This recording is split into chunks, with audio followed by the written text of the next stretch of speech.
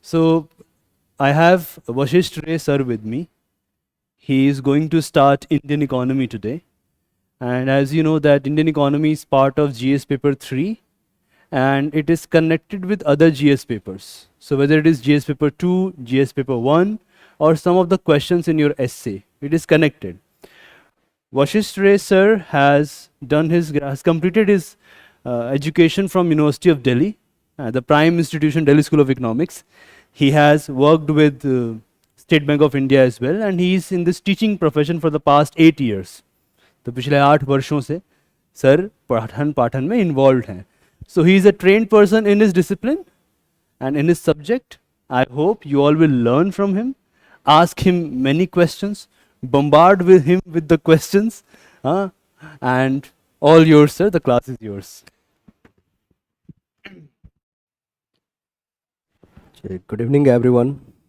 Am I audible? Online बच्चों के लिए, am I audible? Please confirm.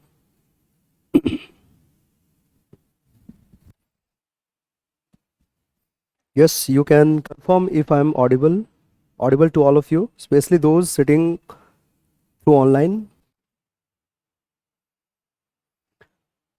Fine. So today we are going to start a very important module of general study. This is called Indian economy, right? So I will tell you later on why this is important, why I'm saying this Indian economy is very, very important module. But before that, the first thing that I will, just make it clear to all of you is that you don't need to study economics. You need to study Indian economy. And there is a difference between going through economics and reading the books of Indian economy, right? On the one hand, when you study about economics, you have several branches to deal with it, right? Like you have in economics, microeconomics, you have the macroeconomics, you have public finance, you have international economics, you have welfare economics, you have econometrics, you have mathematical economics. So you have several branches of economics that you have to deal with, right? But being the aspirant of UPSC, you don't need to go through all these books. These are different branches of economics that you have to study only when you are pursuing your master or you are doing the honors in economics, right? Being the aspirant of UPSC, you just need to concentrate on Indian economy, right? Only one segment that you have to focus is Indian economy.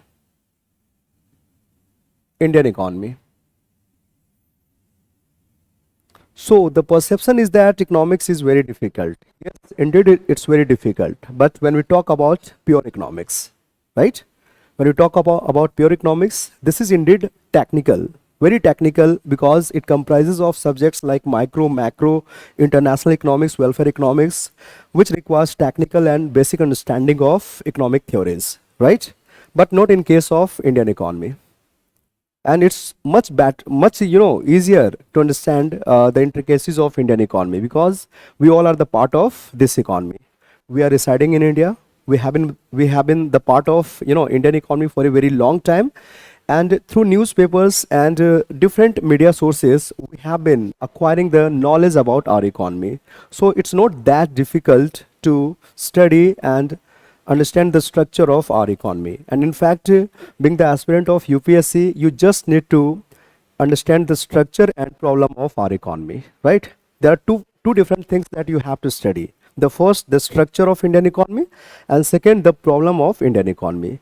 If you have the command over these two things, obviously the next level, that means solution of problem, is going to be the much easier for you, right? So first we'll discuss how to learn about the structure of Indian economy, right? Then we'll see what are the different problems of Indian economy, and then we will be discussing in the class the solutions that we have to provide to various challenges that we are facing as a citizen of this economy, right? So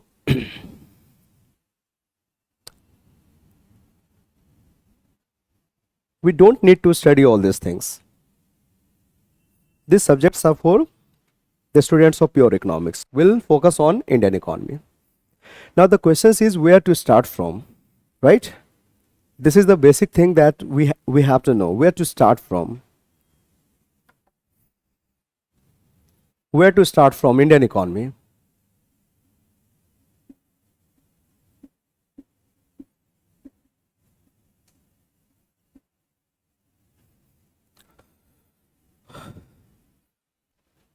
So NCERT book is going to be the fundamental books for you. Even in case of Indian economy, this is NCERT books.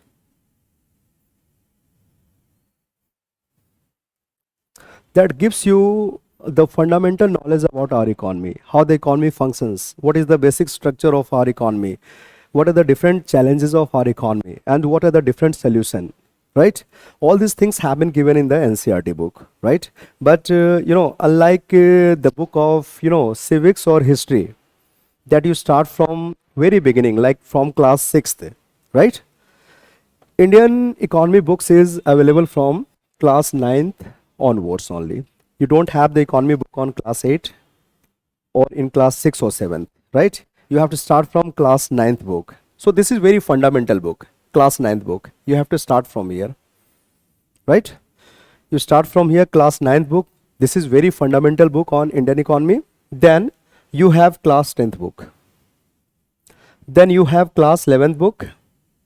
And then finally you have to go through class 12th book. So far as class 12th book is concerned, you have two branches of economics that you study here. One is micro segment of economy and second one is macroeconomics, right? There are two different books in class 12th, micro and macro. You don't need to study microeconomics. Not a single chapter is required here, right? Not a single chapter of microeconomics is required. You just need to study macroeconomics of class 12th NCERT. But once again, I would like to emphasize that you don't go through the NCERT of class 12 book, right? Because this has been presented in a very technical manner, in a very concise way. This book has been presented. So if you don't have the background in economics, I'm afraid that you will fail to understand the content that has been given in this particular book, right? So what you have to do, you just start this class 12th macroeconomics after I have completed my classes here, right? Because I will be discussing all the important chapters of macroeconomics class 12th in my class itself, right? And once those things becomes clear in the class, you will find it much easier to go through all the chapters given in the class 12th macroeconomics. Right now, if you go through this book and let's suppose you don't have the background, you will fail to understand, right? So don't do that. Let me complete some of the chapters, right? And then go through this macroeconomics book. This will help you a lot, right? So for the time being, you don't need to study class 12th, right? So you have three important books to go through. The first is class 9th NCERT, class 10th. These are very fundamental books consisting of only 5 to 6 chapters in each of the books. Only 5 to 6 chapters. Like you have the chapters on food security, you have the chapters on poverty, you have the chapters on unemployment in our country. Very fundamental topics have been given in these two books. So you can complete these two books within a week. But more than reading the books, what is important is the comprehension, the understanding. Understanding is more important than reading the books, right? So make sure that when you complete the chapters given in these two books, everything is ingrained in your mind, right? Everything gets imprinted in your mind. Then only you would be able to reproduce them in your answer, right? So you have to start from these two books, and then finally you have to concentrate on class 11th NCERT book. You have to concentrate on this particular book, class 11th NCERT book. This book is called Development of Indian Economy. Development of Indian Economy. Indian Economy. And this is the most fundamental book available on Indian economy. for the aspirant of UPSC, right? For the aspirant of UPSC, this is the most fundamental book on Indian economy. In this particular book, development of Indian economy from 1947 has been given. I will discuss the content of this book later on. First of all, we'll see the importance of Indian economy for the aspirant of UPSC, right? I will come back on this particular book, right? And before that, we'll see some importance of Indian economy for the aspirant of UPSC. Look, we have the 3 stages of examination. In the first stage, you have the prelim. This is the first stage. In the second stage, you have the main. And in the third stage, you have the interview.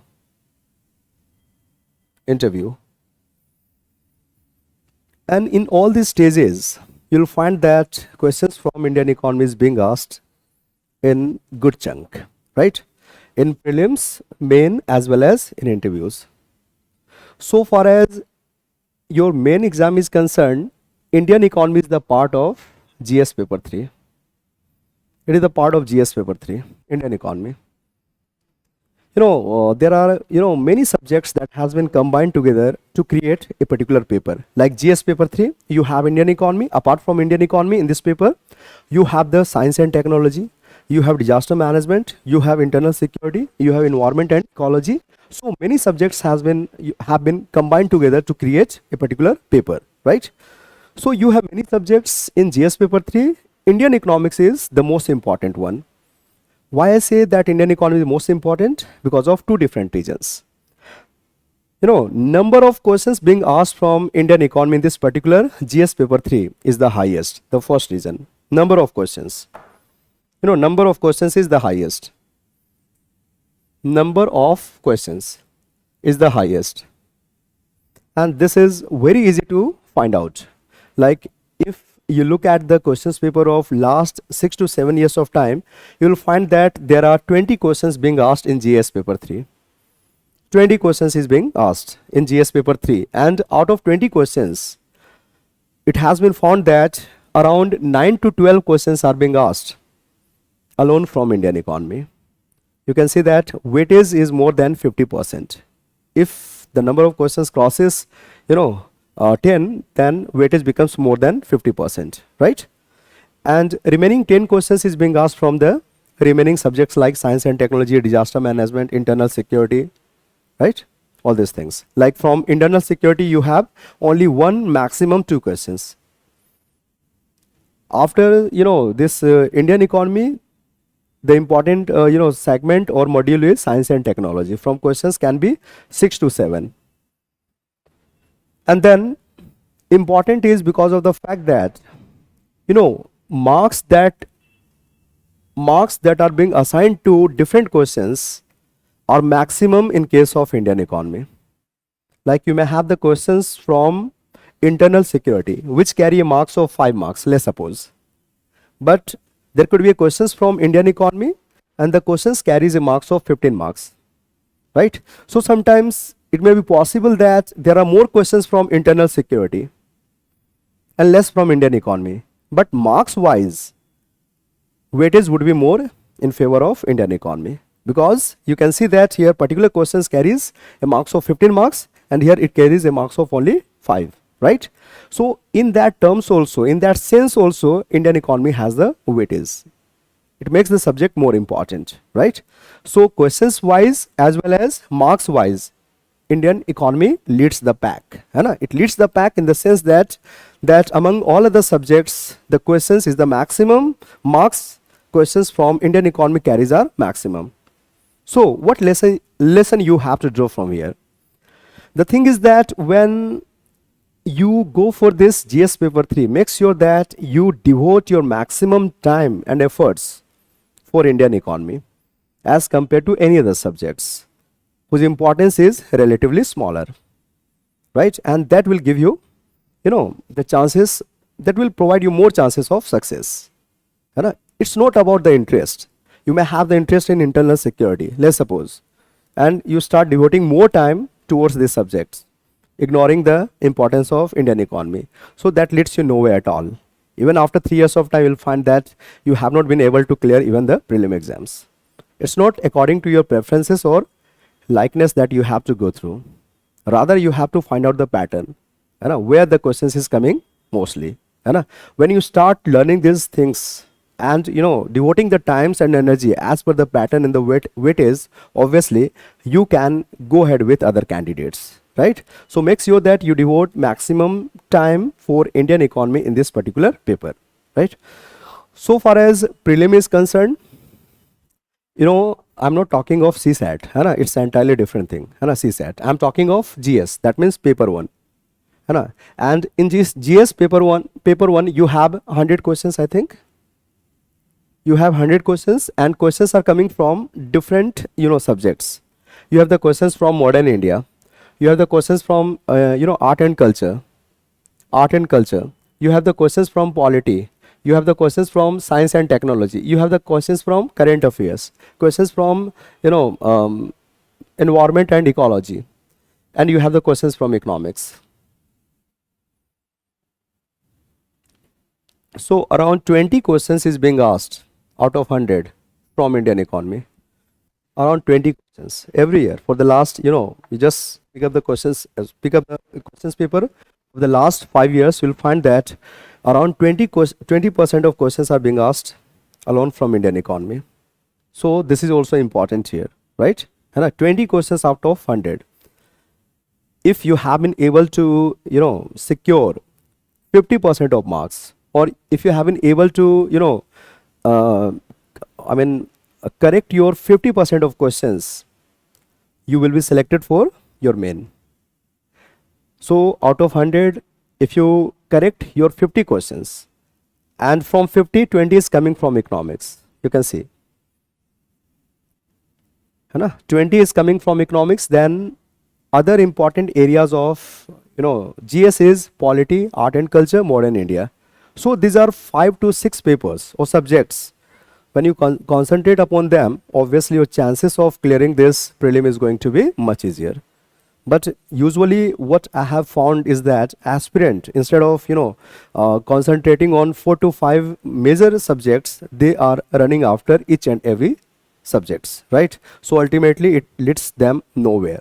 So better you focus on these 4 to 5 papers only, and that will, enhance your chances of, clearing these prelims and come to the point of mains. So here it is important. And nowadays interview, it's a very crucial area, right? And here questions are being asked from the economic segment, because now policies are being, being formulated on the basis of our economic priorities, right? Even the international relations are happening on the basis of our, economic priorities. Like right now, India is not standing with Ukraine. It has economic reasons more than the political, right? Newspaper is, just abuzz with the analysis that the reason is political, that India is not openly supporting the causes of Ukraine. It is, implicitly on the side of Russian government. But the reason is not political. The reason is economic reasons. So international relations or diplomacy is happening around the economic policies. That is why the questions from, economics is being asked in interviews, right? So in all the segments, you find that economics is much more important. So never ignore this important module of economics, right? Now come to the point of NCERT of class 11. This is going to be the most fundamental book and the best book that is available in the market. Don't underestimate the power of this particular book, है ना? Generally हम लोग क्या सोचते हैं कि ये class 11th की book है, so यार ये class 11th की बहुत fundamental. We have completed our masters, we have completed our honors. So what this book is going to serve for us, right? Never underestimate the power of this particular book. This is going to build your fundamental in economics, and I think that this is the best book for the aspirant of UPSC who are reading the books on Indian economy, right? So after completing this class 9th and 10th, that will require not more than 15 days of time. You have to focus on class 11th NCERT, right? And you have to read this book at least 2 to 3 times till the entire things that has been given in this particular book have been imprinted in your mind, right? So that you can reproduce them in your answer. So I'm going to give you a brief content of this particular book so that generates some interest about this book and you start reading yourself.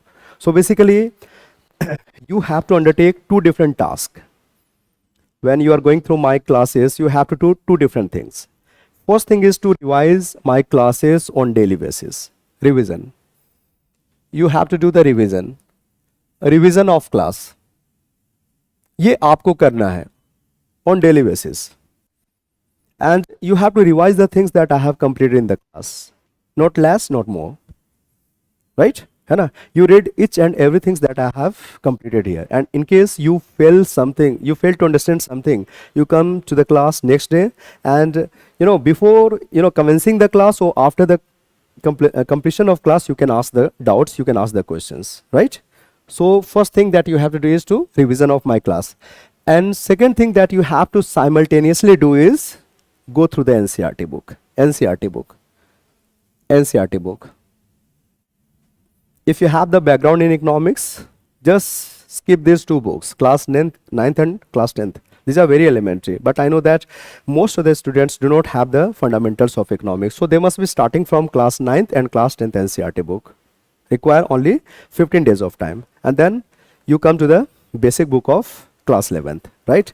And you have to focus here more and more. So I'm going to give you the summary of the content that has been given in this particular book and how you have to proceed with this particular book, right?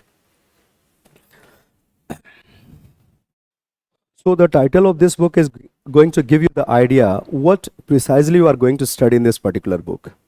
You are going to study about the development of Indian economy, right? But development from when?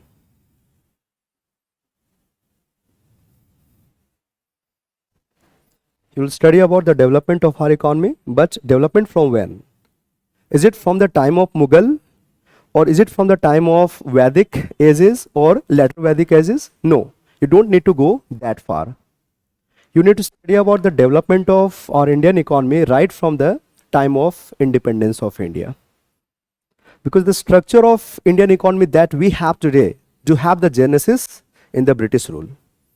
The structure of our economy was entirely different in the Mughal time, right? In the Mughal time, land revenue system was different. The structure of Indian industries were different. The pattern of service sector was different. When the British government came to power here in India, after the Battle of Plassey, and the decisive one was the Buxar in 1764, then the structure of Indian economy underwent a radical reform. Right? So the genesis of Indian economy, the structure of genesis of Indian economy lies in the British rule of India, right? And that is why you have to study the development of our economy in the modern form right from the time India got independence in 1947, right? 1947. So it is precisely from the 1947 that we have to study about the development of our economy. So the first chapter in this book is Indian economy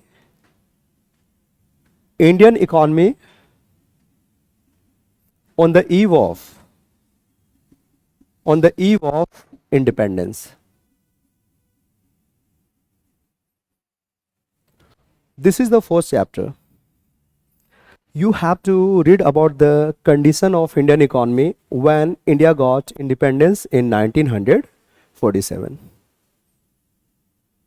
It was the free India that we were having when British left India in 1947. Now it was the government of India that is going to rule the country, right?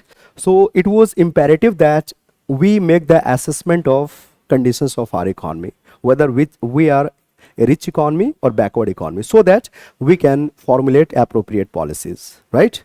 So assessment of our economy was imperative. It was, necessary.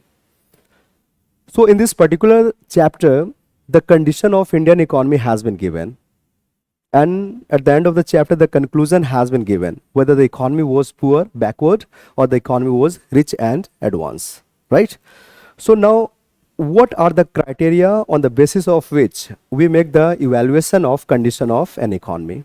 This is the first thing that you have to, make point of, right? On what basis we make the assessment of condition of an economy? Like if we say that America is a developed economy, so on what basis we are saying America is a developed economy, or we are saying that we are developing economy, or Congo is a poor and backward economy? So what are the criteria on what basis these economies have been classified as the developed, the poor, or the developing economy, right?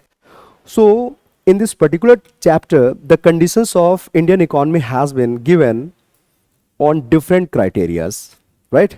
The first criteria that has been used is on the basis of performance of different sectors of the economy, right? On the basis of performance of different sectors of the economy. You must be knowing that people have been employed in 3 different sectors of the economy, right? There are 3 different sectors in which goods and services are produced, where income are being generated, and where people have been employed.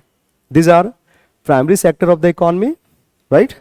Then we have the secondary sector of the economy, and then we have the tertiary sector of the economy. Are you getting my point? Are you getting the point? समझ पा रहे हैं आप समझ पा रहे हैं? ठीक है, आप लोग सभी समझ पा रहे हैं? हाँ, नहीं समझ में आया तो पूछ लीजिएगा, है ना? वो क्लास में मैं डिस्कस करके बता दूंगा, है ना? क्लास में ये सब जो कॉन्सेप्चुअल आपको थोड़ा क्लैरिटी नहीं है, जैसे इकोनॉमिक्स में और इकोनॉमी में क्या डिफरेंस होता है, या इकोनॉमिक यूनिट्स क्या क्या होते हैं, है ना, वो आपके क्लियर हो जाएंगे क्लास में ही, है ना? मैं आपको ये बता रहा हूँ, ये चैप्टर का मैं आपको जिस्ट प्रोवाइड कर रहा हूँ, क्योंकि आपको इस बुक को ही बार बार पढ़ना है ना? इसका जिस्ट मैं आपको प्रोवाइड कर दे रहा हूँ. आप you will find that the book has been presented in a very logical manner. So the condition of Indian economy has been evaluated on the basis of the performance of 3 sectors that we had at the time of independence in 1947. Primary sector, secondary sector, tertiary sectors. We have the employment of people in these 3 sectors of the economy, right? So far as tertiary sector is concerned, in 1947 it was at a very nascent stage, right? It was at a very nascent stage in our country. Like in tertiary sector today we have the transportations. ये service sector है बच्चों, है ना? This is service sector, आप जानते होंगे, है ना? सर्विसेज में क्या क्या आता है? सर्विसेज ऑफ ट्रांसपोर्टेशंस, है ना? Then we have the services of education, coaching center, ये भी सर्विस सेक्टर में आता है. Health care services, banking services है, इंश्योरेंस सर्विसेज है, मैनेजमेंट सर्विसेज है, कंसल्टेंसी सर्विसेज है, टूरिज्म सर्विसेज है ना? आ रहा कि नहीं समझ में आप लोग को? ये सारे सर्विसेज हैं. And our people have been employed in all these service sectors. Some are in banking sector, some are in insurance, some are in tourism sector, some are in education, some are in healthcare sectors, है ना? So today you know that around 30% of total workforce get their employment in the service sector. So it has been the sector that is providing 30% of employment, but the sector was not as developed as it is today in 1947. I told you that it was at a very nascent stage of development. So there was no avenues of employment in this particular sector. People were not getting employment in this particular sector as the sector was not flourished, it was not developed, right? So यहाँ पे employment नहीं था. Then this secondary sector is all about industries ना, इसमें industries आते हैं, basically industries आते हैं. जितने भी industries है आपके secondary sector में आते हैं. So इसका क्या स्थिति था? You must be knowing that all the traditional industries of India got completely wiped out, है ना? They got completely wiped out due to the defective policy of British government, right? So like the handicraft industries of India or other traditional industries in which India had the expertise, right? They completely began to decay in the period of British government, and it was due to the defective import and export policy of British government, है ना? What they started doing, they started procuring raw material from Indian economy at a much lower prices, and and after producing the final product in their own countries, they were sending back to the Indian people at a higher prices, है ना. तो वो import क्या कर रहे थे, raw material from our economy at a much lower prices, and they were producing the final product in order to sell them back to the Indian economy at higher prices, है ना. क्योंकि they had the industrial revolution at that time. In 1688 they had the revolution of industries in Britain, right? So they were producing things using different equipments, technology, and we were producing the things using our skills and hands, right? So our product became inferior in front of them. They began to capture our market, right? And this was the reason they laid the foundation of Indian railways in our country.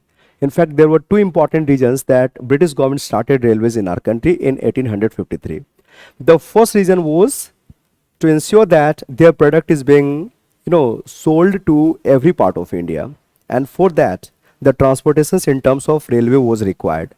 It was through the services of railway that the British manufacturer were able to send their products to different parts of India in order to create a big market for their products in our economy. This was the first reason, right? And the second reason was to quell the revolt if they arise in any part of India against the British government. अगर British government के against में कोई revolt होता है India में, है ना, तो उसको क्वेल करना होगा, क्वेस करना होगा, दबाना होगा, and for that reasons they needed to send the armies from one place to another place, and it was the railway that is going to help them send the army from one place to another place to quell the revolt against the British government. So these were two important reasons they laid the foundation of Indian railways in our country. However, we finally find that the demand for Indian products began to subside in our country. Even the Indian people, our own people were rejecting our products. They were looking inferior in front of their products. They were sophisticated, available at much lower prices as compared to Indian products. So ultimately our units began to shut down.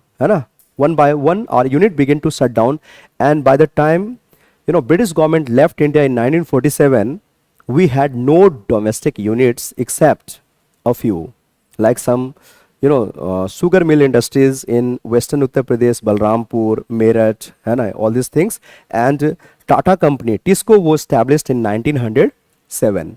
It was established before the British left India in our country, 1907. So we had only a few industries, and the avenues of employment was not that robust.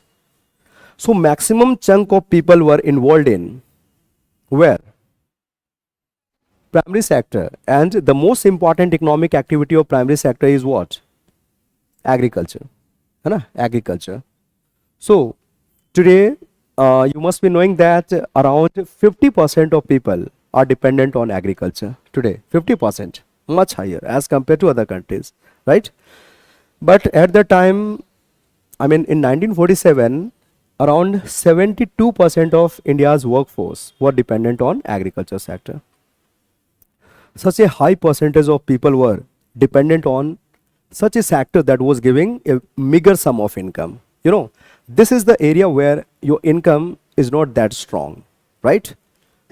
Because you are selling the raw material, food products whose prices are much lower in domestic as well as international market. You get more rewards for your work in the secondary and tertiary sector, right, as compared to what you earn in the agriculture sector. So your income is much lower, but you can see that 72% of India's workforce were involved in this sector, as we had no alternatives, we had no other avenues, and this was the backwardness of economy, right? So how you identify that economy is backward or economy is developed? On the basis of occupational structure of people, right? It is on the basis of occupational structure of people that you find the economy to be developed or underdeveloped. Like if you find that maximum chunk of people are involved in primary sector and lower segment of people are involved in these two sectors, so you will conclude that that particular economy is backward, right? But if you find that that situation is just opposite. I mean, maximum chunk of people are involved in second or tertiary sector, and only a few number of people are involved in agriculture sector. Then this is the sign of development. Like today, I'm talking of two different economies. One is that of US and second is that of UK. These are two different economies of the world in which only 2 to 4% of people are involved in agriculture sector. Only 2 to 4% of people, है ना, उनका जितना भी workforce है उसका 2 से 4% लोग जो है they are dependent on agriculture. Remaining जो आपका बचा 96 to 98% of people are involved in these two sectors of the economy. And what about India? Even today we find that 50% of our workforce are involved in agriculture sector. So this is the vestige of underdevelopment. This is the vestige of backwardness. आप जैसे जैसे developed होंगे वैसे वैसे आप देखेंगे percentage of people dependent on agriculture sector will get subside, and correspondingly you will find that the percentage in tertiary and secondary sector will increase. So this is not happening in case of India, है ना. In case of US and UK, you can see that we have all the signs of development, as there much lower percentage of people are dependent on agriculture sector, right? So the data that we had of 1947 gives us the idea that India used to be a backward economy at the time of 1947, right? You can see here that 72% was involved in agriculture sector, remaining were either in tertiary or secondary sector. So this was the sign of, underdevelopment. Yes.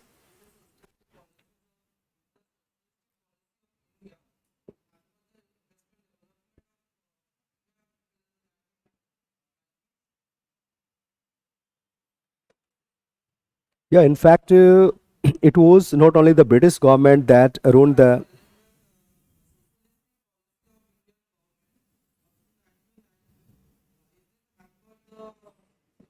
Yeah, obviously it hampered the growth of, private industries in our country, because we had the license Raj from 1950 to 1990.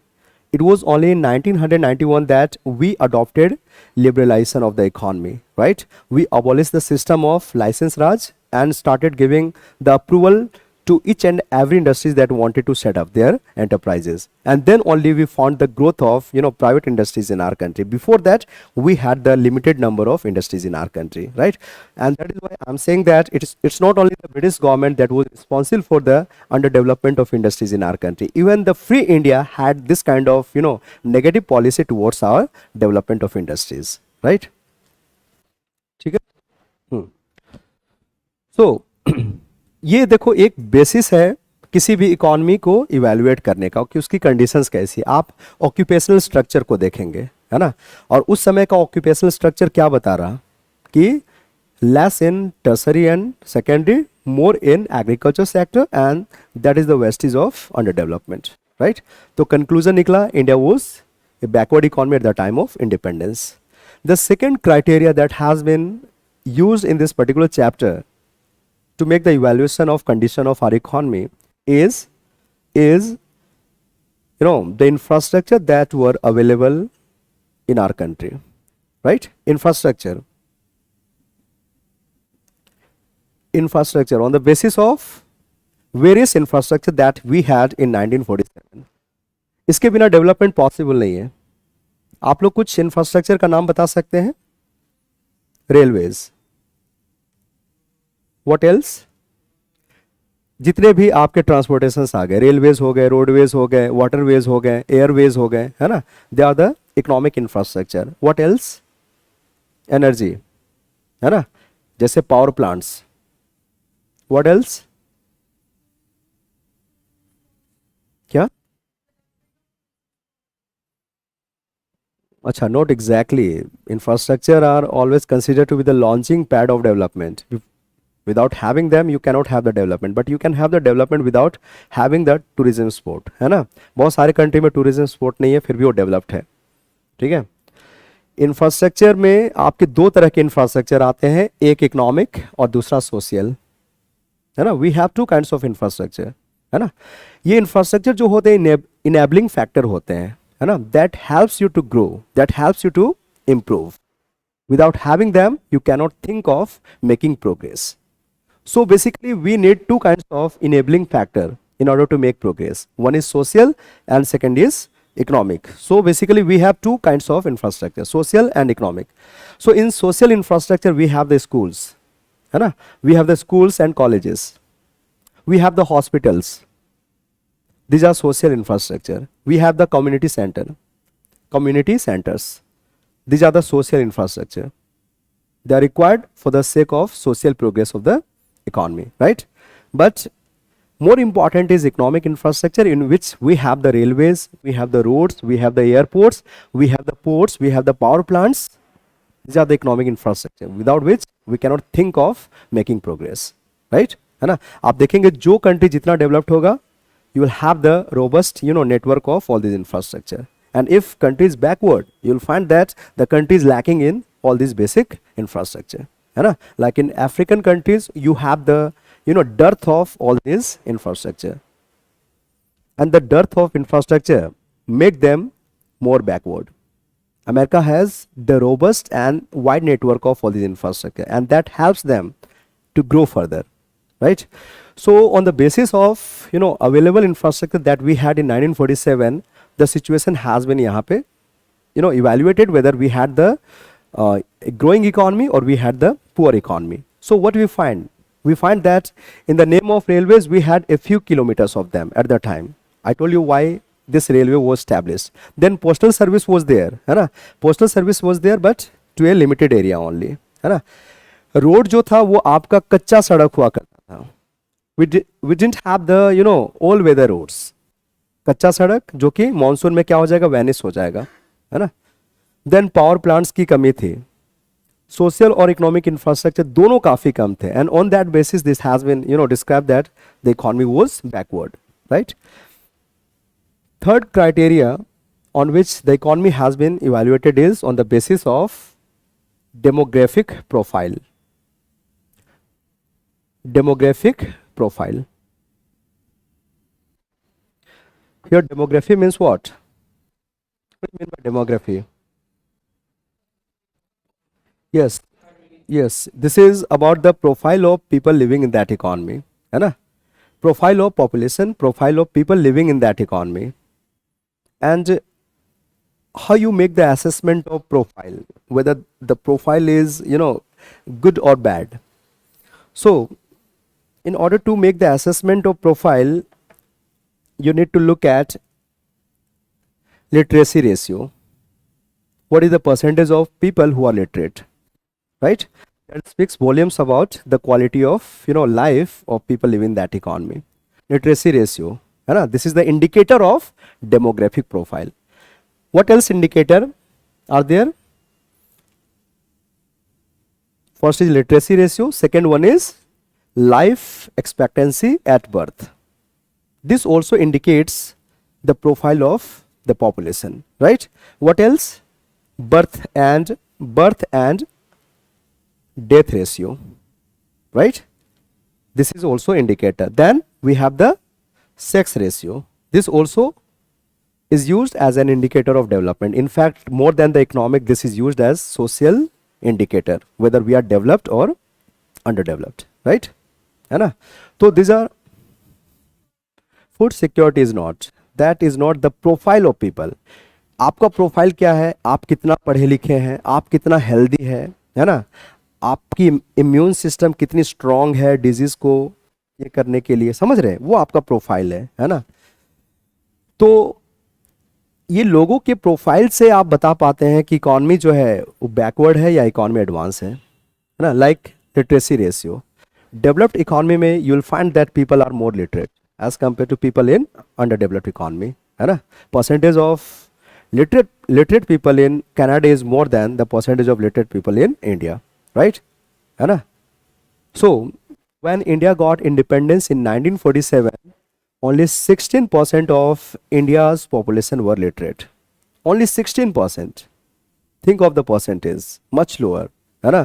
Only 16%, and out of them, only 7% of women were literate in our country in 1947. Only 7% of women were literate at that time, and that speaks volumes about the backwardness, social and economic backwardness of our economy, right? पहला चीज ये हो गया. Then life expectancy at birth, that means average number of years that we expect a people to survive in our country, है ना. हम लोग कितना औसतन जीने का एक एक्सपेक्टेशंस रखते हैं हमारे कंट्री में. जैसे अभी आप बात करोगे इंडिया में, औसतन हम लोग कितना साल की बात करते हैं, कोई 60-70 साल, है ना. आप कनाडा में जाकर, स्विट्जरलैंड में जाकर देखें, वहाँ पे नॉर्मली लोग 85 से 90 साल तक जीते हैं, है ना.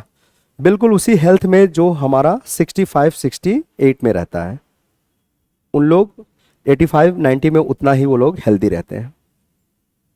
वो हमसे ज़्यादा डेवलप्ड है, अच्छा भोजन लेते हैं, अच्छा पर्यावरण में रहते हैं, अच्छा पानी पीते हैं, एयर पोल्यूशन जो है वहाँ पे कम है, मेडिकल केयर जो है अच्छा है वहाँ पे. सो लाइफ एक्सपेक्टेंसी जो है वहाँ का अच्छा है ना. So far as India is concerned, at the time of independence, LE at birth was only 32 years, only 32 years. Today it is 68.5 years officially, है ना. As per the census of 2011, है ना, life expectancy at birth today is 68.5 years. At the time of independence it was much lower, only 32 years, है ना. लोग इतना कम जीते थे, क्यों? अशिक्षा की वजह से, वे एजुकेटेड नहीं थे, है ना. एयर क्वालिटी अच्छी नहीं होगी तभी तो बता नहीं सकते हैं, है ना, लेकिन फिर भी पॉल्यूशन होगा, है ना. अच्छा मेडिकल केयर नहीं मिल पाना, वैक्सीनेशन नहीं था, है ना. आपको पता होना चाहिए कि कई लोग जो है वो डेथ का शिकार होते थे क्योंकि इस तरह के कई बीमारियां जो है उनको अपने चपेट में ले लिया करती थी, है ना. वैक्सीनेशन तभी नहीं हुआ करता था. And all this factor led to a reduction of life expectancies to only 32 years, and that also indicate that we used to be a backward economy, है ना. Then this is very important indicator of demographic profile, है ना. If profile is better and improved, you'll find that birth and death rate both are lower. But if economy is poor, backward, people are uneducated, they'll find that both birth and death rate are very high, है ना. तो India में in the initial stage of our population explosion you will find that both were very high, birth was very high as well as the death rate was in our country. So ऐसा क्यों, birth rate क्यों high होता है? It was because people are not educated, first reason. Second reason is that there is lack of medical facilities, lack of awareness about the importance of a small size of family. People do not know how to use the contraceptives, है ना, or they do not understand the importance of small size of family due to lack of medical facilities, right? So birth rate is usually going to be very high. और death rate भी ज़्यादा होगा, medical facilities नहीं है ना. Water जो है उतना क्लीन नहीं होगा, एयर पोल्यूशन हो सकता है, वैक्सीनेशन नहीं हो सकते, तो डेथ रेट भी क्या होगा, ज़्यादा होगा. जैसे जैसे हम इम्प्रूव करेंगे वैसे वैसे ये कम होता जाएगा, है ना. You getting my point. So sex ratio अभी भी जानते हैं काफ़ी एडवर्स है. It has been always in favour of male counterparts, not in favour of female counterparts, right. Like this north India is notorious for adverse sex ratio, है ना. पंजाब, हरियाणा, दिल्ली, है ना, these are the areas in which number of females per 1000 males is much lower, है ना. National wise आप लोग जानते हैं we have 940 females against 1000 male.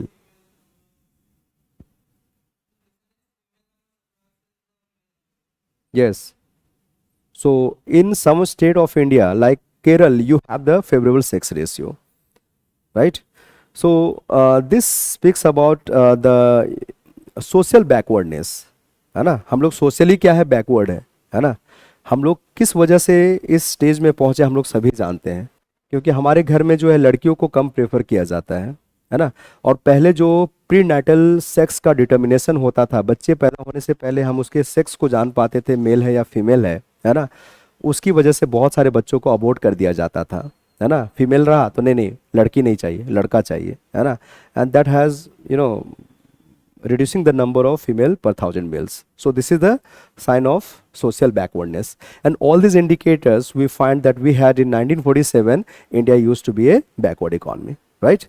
ये 3 हो गया। और एक इंपॉर्टेंट क्राइटेरिया है जिसके बेसिस पे यहाँ पे इकोनॉमी को इवैल्यूएट किया गया है, वो है कि हमारा इंटरनेशनल ट्रेड में, फॉरेन ट्रेड में योगदान कितना है।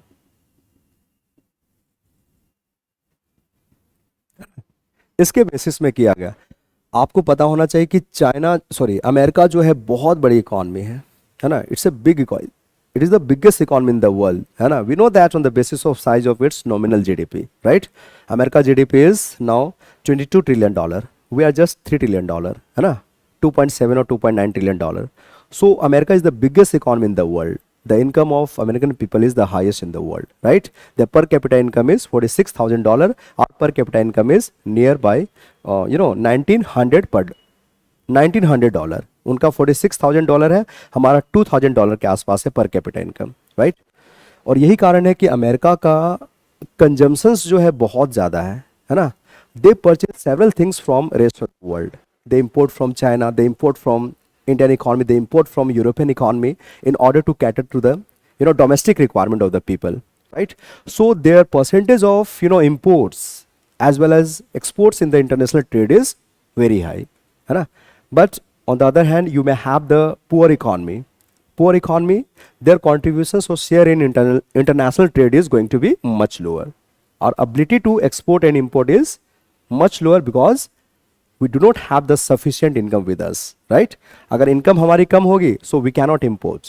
And if we are backward, our potential to export goods and services across world is going to be affected, right? So this is the sign of backwardness. If your share of international trade is much lower, that means you are backward economy. And if the percentage of export and import is much higher, that means you are advanced economy. At the time of independence, India had the unilateral trade with only Britain, right? We used to export them the raw material we had and purchase or import from them the final products that they were manufacturing, right? So this was the bilateral trade that we find in case of India. We were having the trade relations with only one country, that is our political master, neither with US nor with any other countries. But now today India has the multilateral trade. We are importing and exporting to things from different countries to different countries, right? है ना. लेकिन उस समय we had the unidirectional trade with UK only, and that resulted into lower volume of import as well as export, and that made India's fortune much less favourable, है ना. इससे पहले British government आने से पहले आपको पता होना चाहिए कि India use to be the biggest exporter of several things like spices, textile, है ना, handicrafts. We use to be the leading exporter of all this things worldwide, है ना. सबसे ज़्यादा हम लोग ट्रेड किया करते थे. But it was the defective policy of British government that ruined the entire prospects of export and import for Indian people, right? So percentage of share of international trade was much lower, and all this discussion will come to the conclusion that India used to be a poor economy at the time of independence, right? So we were socially and economically backward, right? But we were politically free country, and that makes things much better, है ना. हम लोग क्या है, हम लोग पहले हो सकते हैं कि पहले we were economically advanced, है ना. We were economically advanced, but we didn't have the power to elect our own government, है ना.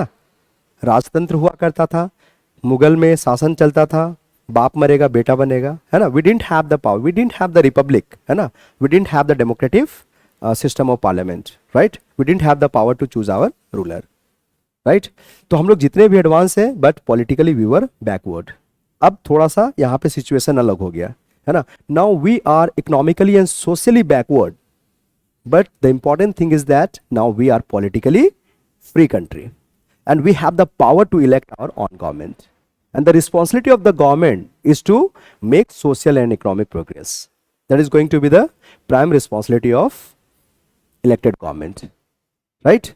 So what government did in order to remove the backwardness of our society, our economy? What kind of model of development India adopted when we found that we were socially and economically backward? Do you have some idea? What is the name of the development that we adopted in order to remove social and economic backwardness? The model that we adopted is called the planning, है ना? Planning in India. You know, 5 years plan, है ना? So in order to remove the backwardness of our society, our economy, India adopted this model of development which is called planning.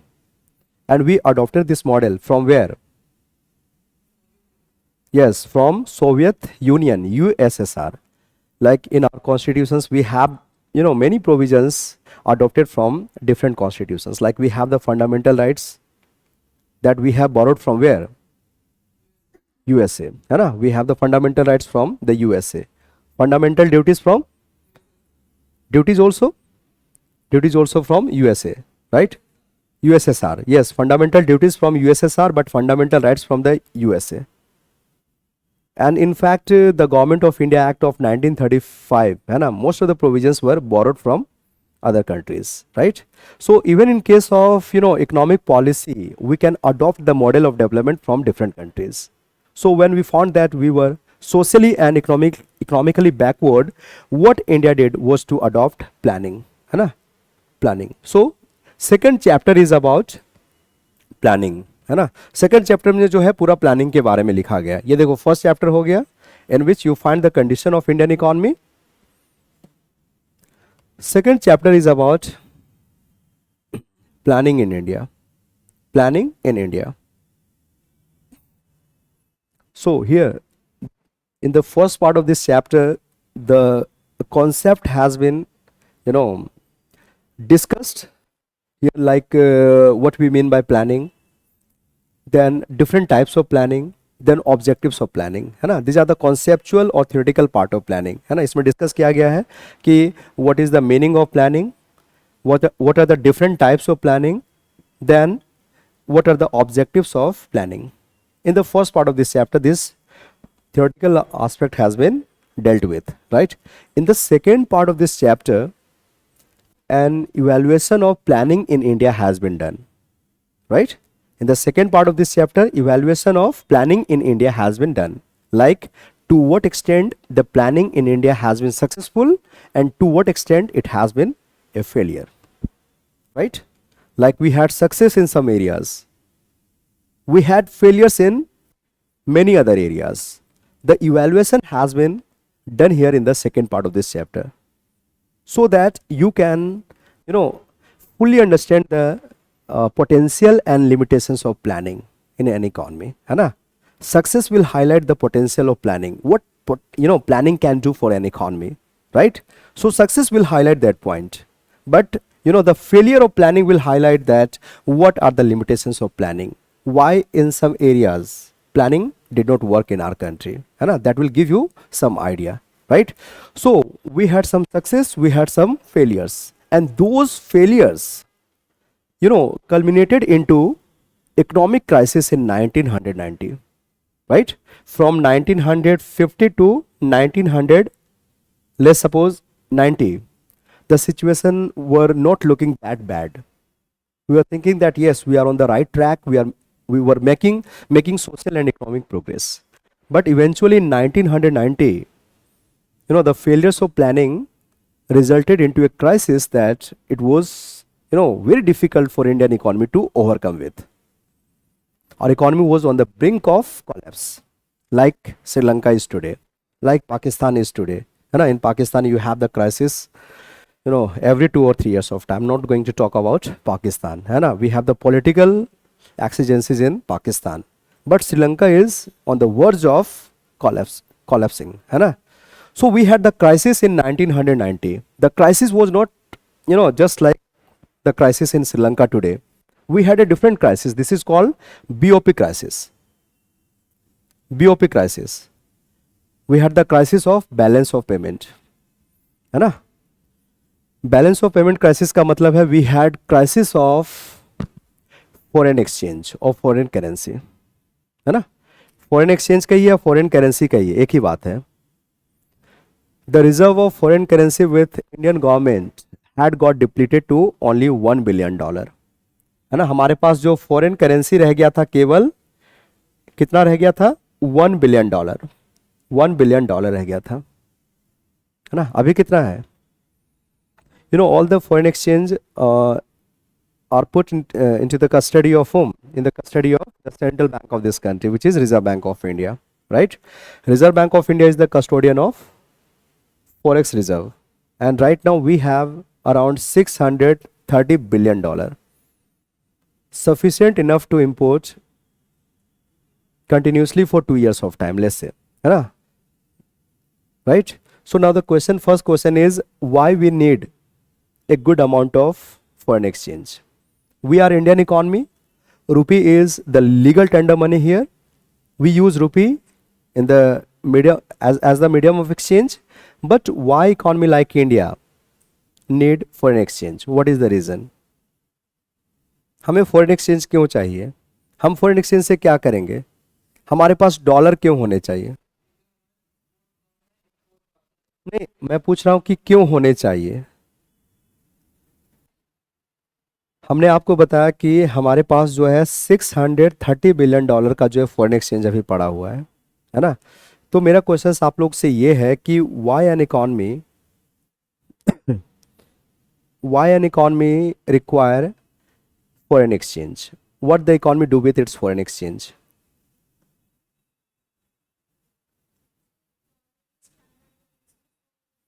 No, dollar is standard currency, ठीक है. हम तो वही मैं पूछ रहा हूं कि हमारे पास डॉलर क्यों होने चाहिए?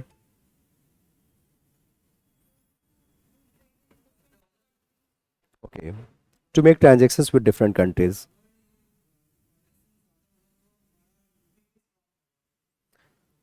नहीं, इस हमें क्यों चाहिए, उसका प्रैक्टिकल यूज क्या है, ये मैं पूछ रहा हूँ. मैं ये नहीं पूछ रहा हूँ कि अगर कम होगा या ज़्यादा होगा तो उसका इम्प्लीकेशंस क्या होगा इकोनॉमी के ऊपर. I am not asking that questions. What I am asking is, what is the practical use of foreign exchange for an economy, है ना. Like we are using Indian rupee domestically for the sake of transactions, right? But you must be knowing that no economy is self-sufficient. We are dependent on other economies as well, है ना. Like we import several things from other countries, and when we import things from other countries, we have to pay in terms of international currency, not in terms of Indian rupee. Indian rupee is not acceptable in international transactions, है ना. Like we import crude oil, है ना, और उसको हम लोग refine करते हैं, इंडिया में पेट्रोल तैयार करते हैं, पेट्रोल डीजल बनाते हैं. तो जब आप क्रूड ऑयल को इंपोर्ट करे हो सऊदी अरेबिया से या ईरान से, इराक से, है ना, so they are not going to accept Indian rupee, है ना. They will ask you for what, for dollar or any other international currency that is acceptable worldwide, right? So we need huge amount of foreign exchange so that we can import the things that we are dependent on from other countries, right? In case the foreign exchange get depleted or it becomes smaller in numbers, so this is going to hamper the imports that we can do from other countries, and this is going to hamper the process of development. Like India is backward in technology, है ना. We are importing technology from other countries. So let's suppose we are not having the sufficient quantity of dollars with us. This will hamper the imports and it will hamper ultimately the prospects of development in our country, है ना. So we must have that one. Second reason we need foreign exchange is to make the interest payment on our external loans, है ना. To make the interest payment on our external loan, we take the external loans on the basis of our bilateral relations or from the multilateral agencies like World Bank and IMF, right? But from time to time we have to make the interest payment to them, and they are not going to accept the interest payment in terms of Indian rupee. They will ask for the foreign exchange of foreign currencies like dollar. So we must have good quantity of them so that we are not on the brink of default. So in 1990 you can see that the exchange of the foreign exchange of India had got depleted to only $1 billion, and India was on the brink of default. हम default करने के कगार पे पहुंच गए थे. We didn't have the money to pay the interest, है ना. We didn't have the money to import things from other countries. So it was like the end of the economy, right? So in this background, two more problems began to surface in our economy. This is the first BOP crisis, the crisis of foreign exchange, right? Two more problems arose in our economy. First was in terms of a very high rate of inflation at that time, है ना. Inflation was very high. Prices of every goods and services began to overshoot in our country in 1991, right? This was the first, and second was the large fiscal deficit with the central government. Fiscal deficit is the difference between the government expenditure and its revenue, है ना?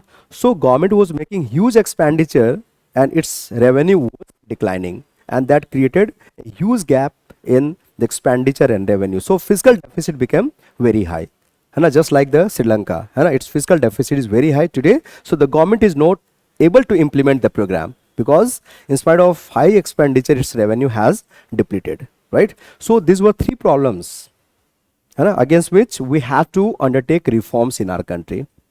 Without reforms, it was not possible to bring back the conditions of economy on the track, right? है ना?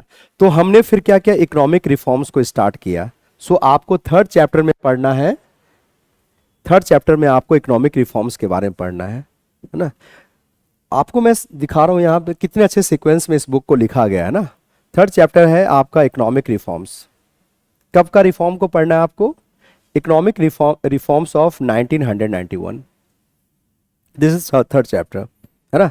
You can see first we come to know about the condition of our economy on the basis of some parameters, and when we draw the conclusion that we were the backward economy, then India adopted planning, right?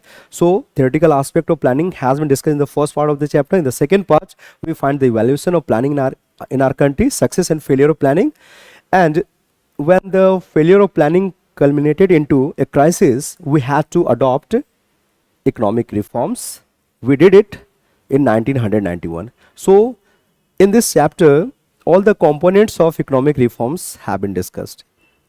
आप लोग जानते हैं कि कौन कौन से components थे economic reforms के? क्या major changes आया था? या LPG हम लोग इसे कहते हैं, LPG, है ना? Yes. These were the three components of reforms that were going to bring about a massive change in the structure of our economy, है ना? आप देखेंगे इंडियन इकोनॉमी के स्ट्रक्चर को समझना है तो आप इसको दो भागों में डिवाइड करो, before 1991 and after 1991 when we introduce this reform, है ना? Before 1991 we find that most of the units were owned by the government of India और the state governments, right? Private enterprises बहुत कम हुआ करते थे. We had the dominance of public sector units, right? Private enterprises were not being established in our country as we had the system of license for them, right? That means if we wanted to establish a company, we wanted to establish a factory, we had to obtain the license from the government, and it was very difficult to obtain the license, and that was the reason we didn't have the good chunk of units owned by the private sectors. We had the units owned by the government of India, right? So इसको हम लोग licence राज कहते थे, है ना? Licence Raj. Now license raj is going to be replaced by liberalization of the economy. Now we are going to make our economy more liberal, है ना? So what do you mean by liberalization? When you become liberal, you relax the control that you exercise, है ना? जैसे teachers दो तरह के होते हैं, एक काफ़ी डोमिनेंट होते हैं, है ना? वो कंट्रोल रखते हैं, तुम बात नहीं करोगे, तुम बात नहीं करोगे, तुम क्वेश्चन नहीं पूछोगे, है ना? That means those teachers exercise what? Control over the students, है ना? But now let's suppose वो टीचर जो है अब liberal बन गया, है ना? We allow the things to happen in the class. You can cross talk, you can ask the questions, you can go from the class. I have become liberal now, right? So likewise, the economy was in the control of the government. The government was having lots of control in different areas of the economy, right? And control on the economy was not good for the health of the economy, right? But now we are going to be liberal. The government is going to relax or remove the control it was having in the economy, and that will pave the way for the promotion of privatization, right? Privatization will be promoted only on the basis of liberalization. Until and unless you make your economy liberal, private sectors will not come and make the investment, and you have to drop the control, you have to drop the restrictions on them, then only they will come forward and make the investment, right? So यहाँ पे public sector का dominance हुआ करता था, before 1991, and after these reforms you can see that now private sector has come forward and they are making massive amount of investment in our country. So we have the enterprises today mostly dominated by the private sector. The number of units owned by the the government is going to reduce now, है ना. तो structure जो है पूरा change हो रहा. आप देख रहे हैं पहले डोमिनेंस था पब्लिक सेक्टर का, अब प्राइवेट सेक्टर हो रहा है ना. पहले गवर्नमेंट का कंट्रोल हुआ करता था इकोनॉमी पे, अब क्या है, अब गवर्नमेंट इकोनॉमी को लिबरल बना रही है ना. And one more thing happen that we were lacking in the period of before 1991. Before 1991, India used to be considered as a closed economy, है ना. India used to be considered as a closed economy, but now we are going to be an open economy, an open economy. So closed economy is the one whose economic transactions with rest of the world is very limited, है ना. Whose economic transactions with the rest of the world is going to be very limited, like your import and export is limited. Investment, inflow of FDI, FPI, outflow of FPI, FDI is very limited. Even the movement of people from one country to another country is going to be restricted one, right? So such an economy is called the closed economy that India used to be before 1991, right? But now we are going to make our economy more integrated with the rest of the world. And when we integrate ourselves with the rest of the world, this process is called globalization, है ना. So globalization is nothing but integrating ourselves with the rest of the world. And how we integrate ourselves with the rest of the world? By augmenting the amount of foreign trade, है ना. By exporting more, by importing more, है ना. First. Second, by allowing the FDI to come in, है ना, and FDI to go out. Like MNC, if they want to come to India, make investment, we'll allow them. Before 1991, we were not allowing the FDI to come to our country, right? You're getting my point or not? And even the movement of people is going to be more when we become an open economy, right? And this is going to happen through the process of globalization. So these are the three components of economic reforms of 1991 that bring about, that brought about a radical changes in the structure of our economy, right?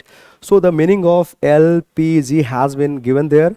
Then methods of privatization has been discussed. You will find that in that particular chapter, 4 methods has been given by which we can privatize the economy. One is through contract, second is through leasing, third is through franchising, and fourth is through disinvestment, right? And the disinvestment is the the maximum number of times that has been adopted by us in order to promote the privatization. So there is another segment on disinvestment that has been discussed in a very detailed manner, है ना. तो आपका ये economic reforms आ गया. Reforms के बाद हम क्या उम्मीद करते हैं? Will the economy's conditions improve or will deteriorate? Yes, it must be improving, है ना. Once we have adopted the reforms, we expect that the condition of our economy will improve further, right? Yes, it happened in our country. The number of enterprises owned by the private sector increased manifold, and that created avenues of jobs opportunities in our country to a very large extent, right?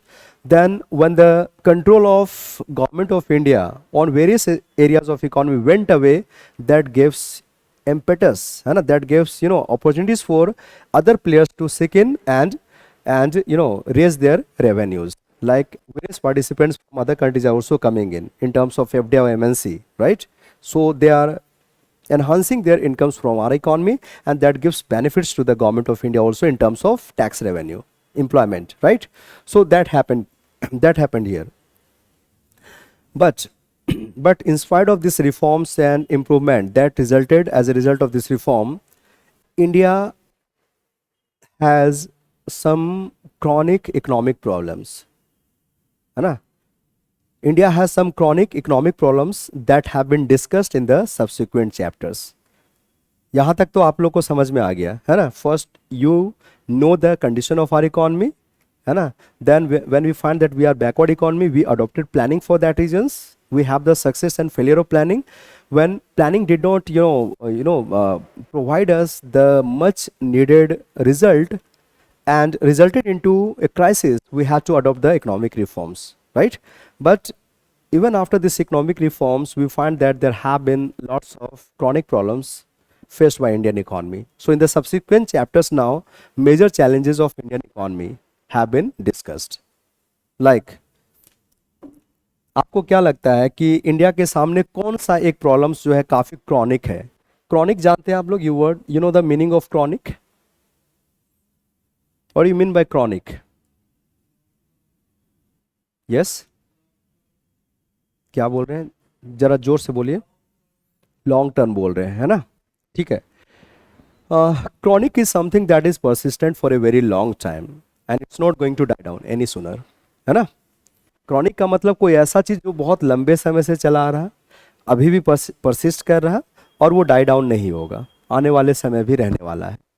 So India के सामने आपको क्या लगता है कौन सी economic problem जो है chronic है काफी, that has been there in the economy for a very long time, still there in the economy, and we are not going to, just see them out of the window in near future? क्या? No, GDP India का तो सबसे अच्छा growth rate तो सबसे अच्छा रहा, अगर हम इस पैंडेमिक को छोड़ दें। हमने चाइना को भी सरपास कर दिया था जीडीपी ग्रोथ के मामले में। आप समस्या की बात करें, कौन ऐसी समस्या है भारत की अर्थव्यवस्था के सामने? गरीबी की समस्या, नहीं लगता आपको, है ना? गरीबी की समस्या है, तो next chapter is on poverty, है ना? यहाँ पे सारा कुछ बताया, it's a very fantastic chapter you will find, है ना? Like here the meaning of poverty has been discussed with examples, है ना? Then we have the two variants of poverty, one is absolute and second is relative, है ना? These two variants of poverty has been discussed in this particular chapter. Then how we make the measurement of the extent of poverty that we have in our country, है ना? कितना लोग गरीब है उसको हम कैसे मापते हैं, है ना? So in order to find out the measurement of poverty, we are using poverty line. तो poverty line फिर उसको कैसे formulate किया जाता है ना? ये सारे चीज को दिया गया. That means meaning of poverty, types of poverty, then how to make the measurement of poverty, then different committees that has been constituted by Government of India in order to make the measurement of poverty, है ना? Then what are the causes of poverty, what are the remedial measures? All these things have been discussed in this particular chapter, right? What else? और क्या problem है? और एक chronic problem बताइए। मैं आपको हिंट दे रहा हूं जिसकी वजह से पॉवर्टी है इंडिया में, अनएम्प्लॉयमेंट, है ना? Unemployment is the basic problem, unemployment. लोग अनएम्प्लॉयड रहेंगे तो गरीब रहेंगे, है ना? अनएम्प्लॉयमेंट की वजह से ही गरीबी है, तो अनएम्प्लॉयमेंट एक प्रॉब्लम है। नेक्स्ट चैप्टर में आपको अनएम्प्लॉयमेंट मिलेगा। देन और क्या एक ऐसी प्रॉब्लम है जो कि ग्रोथ या डेवलपमेंट के बैलेंस को जो है खराब कर रही है? हम लोग we can not rule out the I mean the development that has taken place in our country, है ना? इंडिया ने बहुत प्रोग्रेस किया है over the last 73 years of time, right, है ना? लेकिन ये ग्रोथ और जो डेवलपमेंट हुआ है ये लोप साइडेड है। Lopsided in the sense that I mean some part of India has progressed much fast as compare to other part of India, है ना? बोलते हैं ना हम लोग को, we have two Indias in our country, है ना? One is India, second is Bharat, है ना? भारत हम किसको कह रहे हैं? जो रूरल एरियाज हैं, गांव, और इंडिया किसको कह रहे हैं? जो थोड़ा सा ज़्यादा एडवांस्ड है, शहर को हम लोग कह रहे हैं, अर्बन एरियाज को कह रहे हैं, है ना? So the next challenge that we have as an economy is to fill the gap between the urban and rural areas, है ना? Urban areas are more advance as compared to rural areas. You have all the amenities available in urban areas.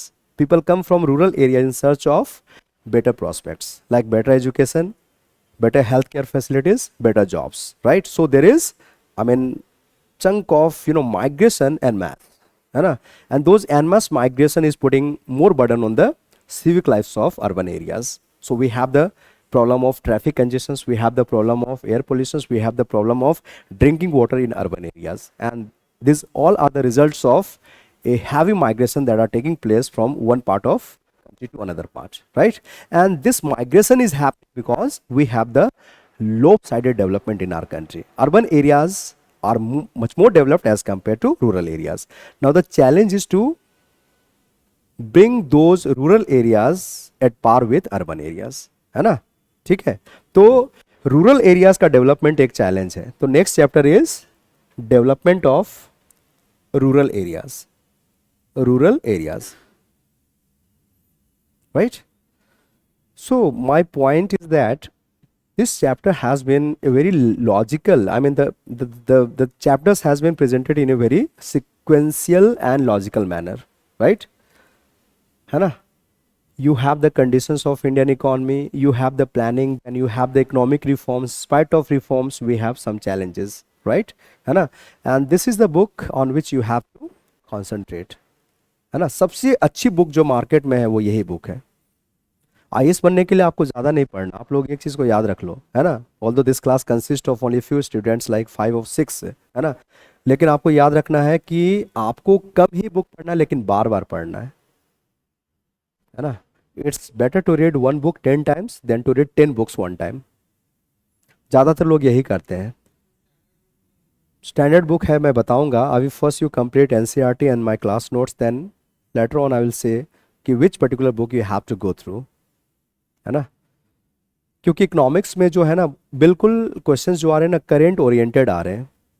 आपको कोई भी standard book या reference book पढ़ने की जरूरत नहीं। You have book from I mean Uma Kapila, you have book from Datt and Sundaram, Mishra and Puri, Datt and Sundaram. This are the standard textbook of Indian economy, but you don't need to go through any of them, क्योंकि question जो है ना आपके current oriented है।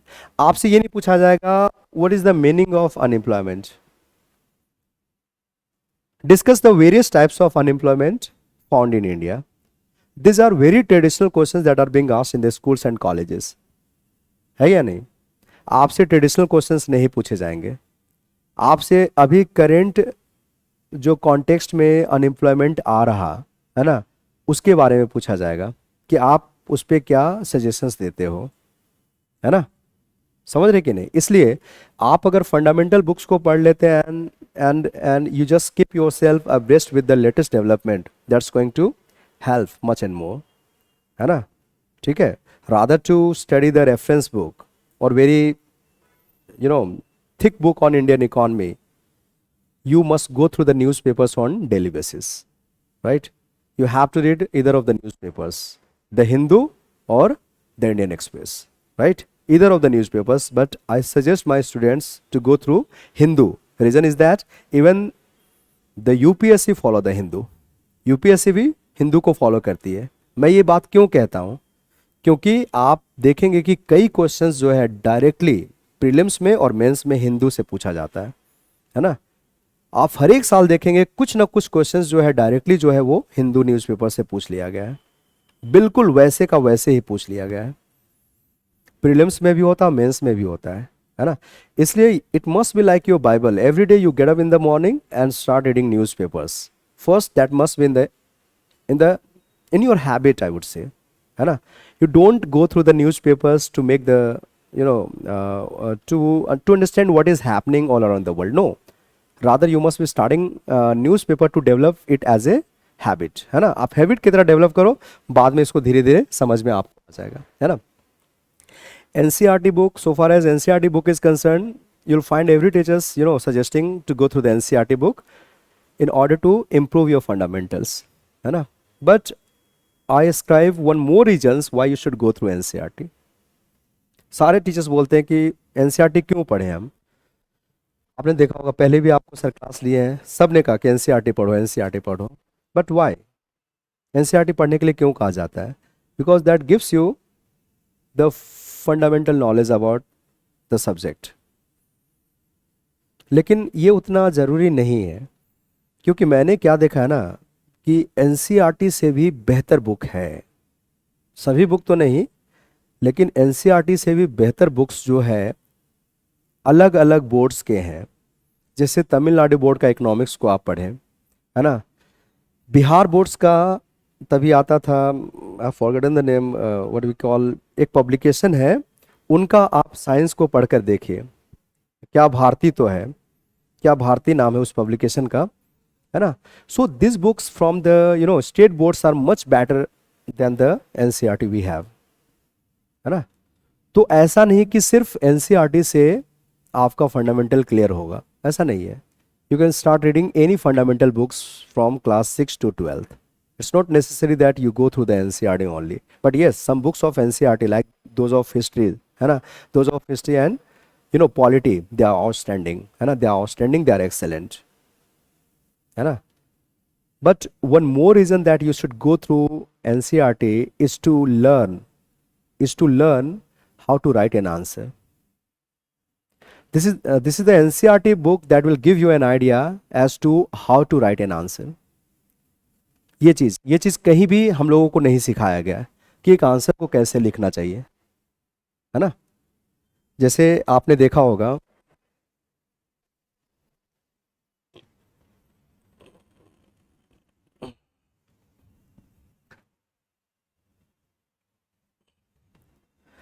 UPSC आपसे questions जो पूछ रही है, कभी आपसे पूछा जाता है कि आप एक्सप्लेन कीजिए, कभी आपसे पूछा जा रहा है कि आप उसे एग्जामिन कीजिए, कभी आपसे पूछा जा रहा है क्रिटिकली एग्जामिन कीजिए, है ना. ठीक है, ये क्वेश्चन टैग आपने देखा होगा, है ना. एक्सप्लेन कीजिए, एग्जामिन कीजिए, क्रिटिकल एग्जामिन कीजिए, डिस्कस कीजिए, कमेंट कीजिए, ये सारे पूछे जा रहे हैं. ठीक है, जैसे देखिए आपसे पूछा गया India is a developing country, explain करने के लिए पूछा गया. और आपसे यही क्वेश्चंस पूछा गया India is a developing country, examine करने के लिए पूछा गया. हम लोग जब अपने कॉलेज में होंगे या यूनिवर्सिटीज़ में हम लोग एग्जाम लिख रहे हैं, है ना, तो हम लोग उतना माइंड नहीं करते हैं whether we have an asked to explain the things और टू एग्जामिन द थिंग्स, है ना. We write what we know, है ना, we write what we know. और वही हैबिट जो है अभी भी हम लोगों में है. अगर आपको कुछ भी लिखने के लिए कहा जाए तो आप वही लिखते हो जो आप जानते हो. यूपीएससी में नहीं चलेगा, आपको वही लिखना होगा जो आपसे पूछा गया. ठीक है, आपको पता होना चाहिए कि क्वेश्चंस क्या डायरेक्ट कर रहा है आपको, है ना. क्वेश्चन का डायरेक्शन को आप पढ़िए. यहाँ पे एक्सप्लेन करने के लिए पूछा गया, यहाँ पे आपको एग्जामिन करने के लिए पूछा जा रहा है. अगर आप इस डायरेक्शन को नहीं मानेंगे तो आपको मार्क्स नहीं मिलेगा, है ना. तो आपको ये पता होना चाहिए कि चीज़ों को एक्सप्लेन कैसे करते हैं, चीज़ों को एग्जामिन कैसे करते हैं, क्रिटिकल एग्जामिन कैसे करते हैं. You must be knowing all this things, right. And these are the things that you can learn from the NCERT book, है ना. NCERT बुक आपको ये सिखाएगा, क्योंकि NCERT अगर आपने if you have gone through some NCERT book, let's suppose polity is going to be completed here or history is going to be completed here, so obviously you must be going through all these NCERT books. So in those NCERT books you must be observe that कुछ वहाँ पे लिखा होता है. जैसे आप पढ़ रहे पॉलिटी, वहाँ पे टीचर जो है क्लास में एक्सप्लेन कर रही है पार्लियामेंट्री सिस्टम ऑफ डेमोक्रेसी के बारे में, है ना. और वहाँ पे लिखा है कि now let us discuss parliamentary system of democracy, है ना. पढ़ा ऐसे कुछ आप लोग? टीचर जो है अपने स्टूडेंट्स को बता रही है कि ऐसे होता है, ऐसे होता है, और वहाँ पे लिखा गया कि now let us discuss parliamentary system of democracy. तो यहाँ पे कौन सा टैग आया? डिस्कस आया, इसको अंडरलाइन करो. And in subsequent paragraph you try to find out how discussion take place, है ना. So this is the place where you can learn how discussion is being done. आप इकोनॉमिक्स का पढ़ रहे हैं, टीचर्स बता रहा है जीडीपी ऐसे होता है, ऐसे होता है. वहां पे लिखा है कि now let us explain GDP. अब जीडीपी को हम लोग क्या करेंगे? एक्सप्लेन करेंगे. So this is the point of place that gives you an idea how to make the explanation of any topic, है ना. तो जीडीपी को एक्सप्लेन किया गया, कैसे किया गया? आप देखो वहां पे पहले डिफाइन कर दिया गया है ना. GDP refers to market value of all the goods and services that we produce in a particular year, है ना. डिफाइन कर दिया गया, उसको फिर इलेबरेट किया गया, विस्तार कर दिया गया, है ना. थोड़ा सा उसको एक्सटेंड कर दिया गया. देन एग्जाम्पल दे दिया गया कि इंडिया का जीडीपी का साइज ये है, फिर कंपेयर कर दिया गया. ये 4 एलिमेंट्स होते हैं एक्सप्लेनेशन के. Are getting my point? है ना. These are the four components of explanation. When you explain something, make sure that you give the definition, you read the definition, then you give the example and compare it with something, है ना. ये explain होगा. जरूरी नहीं कि आप इसी order में लिखो. Sometimes order is something different. Like first example दे दिया गया, फिर उसको डिफाइन किया गया, है ना. लेकिन ये दोनों का ऑर्डर ऐसे होगा, पहले डिफाइन होगा, उसके बाद उसको क्या किया जाएगा, एलिब्रेट किया जाएगा. देन एग्जामिन करने के लिए आप जब बीमार पड़ते हैं तो आई मीन डॉक्टर भी जो है उनको पता नहीं चल रहा कि what wrong must be there in your body, है ना. क्यों ऐसा टेम्परेचर हो रहा आपको. तो he is suspecting that there could be malaria or there could be something like that, so he advises you to go and examine your blood. क्या बोलता है, आप अपने ब्लड को एग्जामिन कराइए. वो वर्ड बोलेगा डॉक्टर, है ना. जांच कराइए, परीक्षण कीजिए, वो बोलेगा. अब देखो, आप अपने ब्लड का एग्जामिन करने के लिए कहाँ जाते हो, लैब पे जाते हो, है ना. आप अपने ब्लड का सैंपल देते हो, पूरा ब्लड नहीं देते हो, क्या देते हो, सैंपल देते हो. यू गिव द सैंपल, है ना. सैंपल देते हो और डॉक्टर्स ने अपने प्रिस्क्रिप्शन में लिखा हुआ है कि ब्लड का सैंपल जो है वो कुछ एरियाज में उसको एग्जामिन करना है. जैसे डॉक्टर को लग रहा कि इसको मलेरिया हो सकता है तो उसने लिख दिया मलेरिया का टेस्ट कीजिए. उसको लग रहा कि डेंगू हो सकता है, उसने डेंगू का भी टेस्ट लिखा है. सो एग्जामिन जो किया जाएगा इसी केस में किया जाएगा कि आपको मलेरिया है या नहीं डेंगू है. वो HIV का टेस्ट नहीं कर देगा. समझ रहे हो कि नहीं तुम लोग. वो आपका कोविड का टेस्ट नहीं करेगा. समझ रहे हो मेरी बात. तो एग्जामिन जो किया जाता है around what, around that has been suggested, है ना. So first when you examine something you have to find out the factor that needs to be examined. ये करना है आपको, है ना. अब देखिए, उसने जो लैब के टेक्नीशियन होते हैं वो एग्जामिन किया आपका ब्लड का सैंपल का. फिर क्या करता, वो क्या करता बताइए. आपने अपने ब्लड का सैंपल का रिपोर्ट देखा है, देखा है. उसमें सारा कुछ डिटेल में रहता है. हेमोग्लोबिन कितना है ना, लेप्रोसिसिन कितना है, सारा कुछ क्या रहता है, वो डिटेल में रहता है. इतना परसेंटेज, इतना परसेंटेज, ऐसा रहता है. और एट लास्ट जो है वहां पे एक डिसाइसिव कंक्लूजन दिया जाता है. वो नीचे नहीं लिखता है कि yes may be is infected with some you know malaria और डेंगू, ऐसा मे भी नहीं लिखेगा. वो एक डिसाइसिव आपको कंक्लूजन देना है.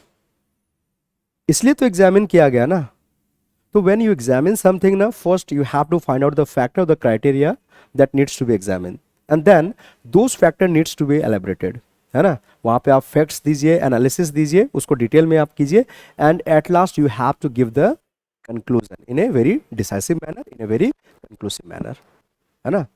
So these are the things that you can learn from the NCERT book. NCERT book is the right kind of content to learn the skills in answer writing, है ना. So this is more convincing reasons of going through the NCERT book and not just to make the fundamental out of this book, है ना. Answer writing के लिए आप इस book का प्रयोग करें. That helps you a lot here in this respect, है ना. क्लियर है, आगे समझ में. ओके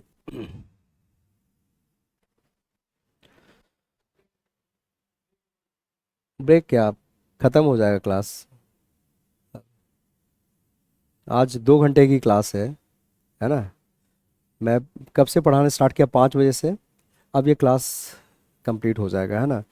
तो आप लोग को इकोनॉमिक्स पढ़ रखे हो, economics, you have the background in economics. पढ़े हो आप लोग, कभी नहीं पढ़े हो. अच्छा,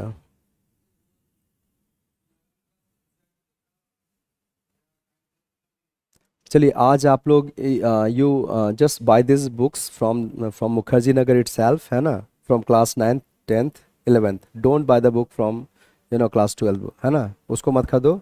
9th 10th 11th, है ना. और साइमल्टेनियसली आपको 2 चीज़ करना, मैंने आपको बताया, revise my class notes and secondly go through the NCERT book, right, है ना.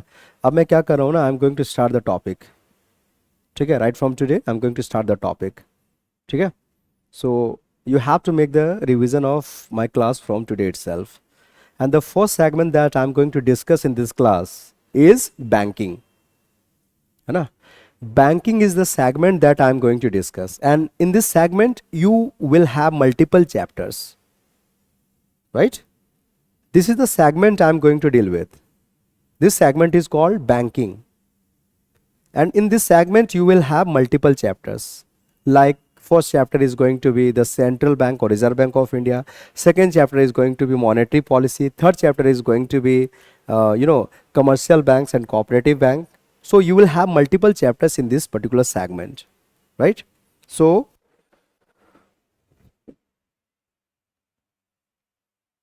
first segment is banking.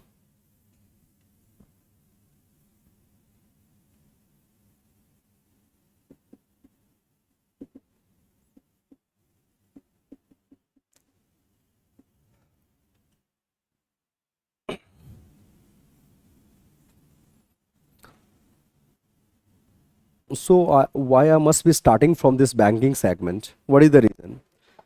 The simple reason is that even though you have no background in economics, you must be acquainted with the practices or the things that are happening in our banks, right? You must have little bit of idea what is happening in our banks. Like when you go to banks, you find banks accepting deposits from people, or you find them, extending loans to some people, or you find that banks are, transferring money from one account to another account, है ना? So these are the basic things that banks do in day-to-day life, and we are aware of that, right? So that makes your classes much easier if you start from the banking segment about which you have a bit of knowledge, right? And that is why I'm starting the discussion from this segment only. And as I told you that this segment will consist of multiple chapters. The first chapter is going to be the Reserve Bank of India, the RBI, which is the central bank of this country. है ना? This is the central bank of this country. And the central bank is the bank of all banks. है ना? We have a multiple banks in our country. We have commercial banks that we find in our economy. We have some cooperative bank. We have some regional rural banks. We have some small finance bank. We have payment banks. We have the refinance banks. Of all these banks, the highest banking institution is called the central bank. This is the apex banks in the economy, right? This is the highest most bank in our country. It is the bank of all banks, right? So that must be the initiation point of our discussion. We are going to study about the apex bank of our country, and this apex bank of our country is called Reserve Bank of India. And you must be knowing that in every economy there is a central bank, right? There is a central bank. Like if you go to US, you have the central bank which is called Federal Reserve, right? In China you have the central bank called People's Bank of China. In Pakistan you have the central bank called State Bank of Pakistan. In Nepal you have the central bank which is called Rashtriya Bank of Nepal, right? Likewise we have the central bank which is called the Reserve Bank of India, right? Why this is called Reserve Bank of India, that is something we'll discover later on. But first of all, we'll see what topics precisely we are going to discuss in this particular chapter, right?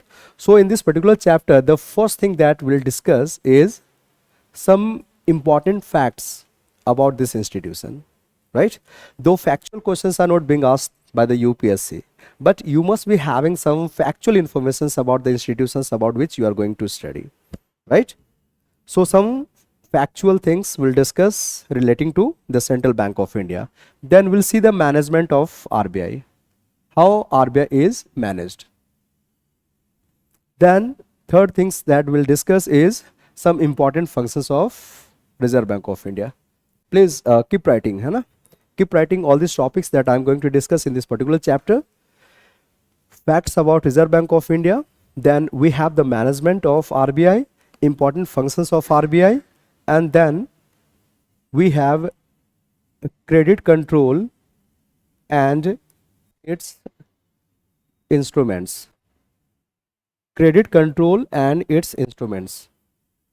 And at last we'll discuss liquidity management by RBI. liquidity management. Liquidity management. So these are things that we are going to discuss. Okay, so there is a questions from Gurmukh. Sir, I often wonder why banks are there in the economy. Why banks are necessary? है ना? Question किसी ने पूछा कि sir, why banks are necessary? What is their importance? That is something we'll discuss later on when we start commercial banks topic. है ना? In that particular chapter, we'll discuss what is the importance of commercial banks for an economy. So just wait. Let this class be completed and then we'll discuss the importance of banks in our economy. So facts about Reserve Bank of India, management of RBI, functions of RBI, credit control and its instruments, and at last liquidity management. है ना? Liquidity management. We'll discuss all these topics one by one. First is some important facts relating to RBI. Facts. And the first fact relates to its establishment.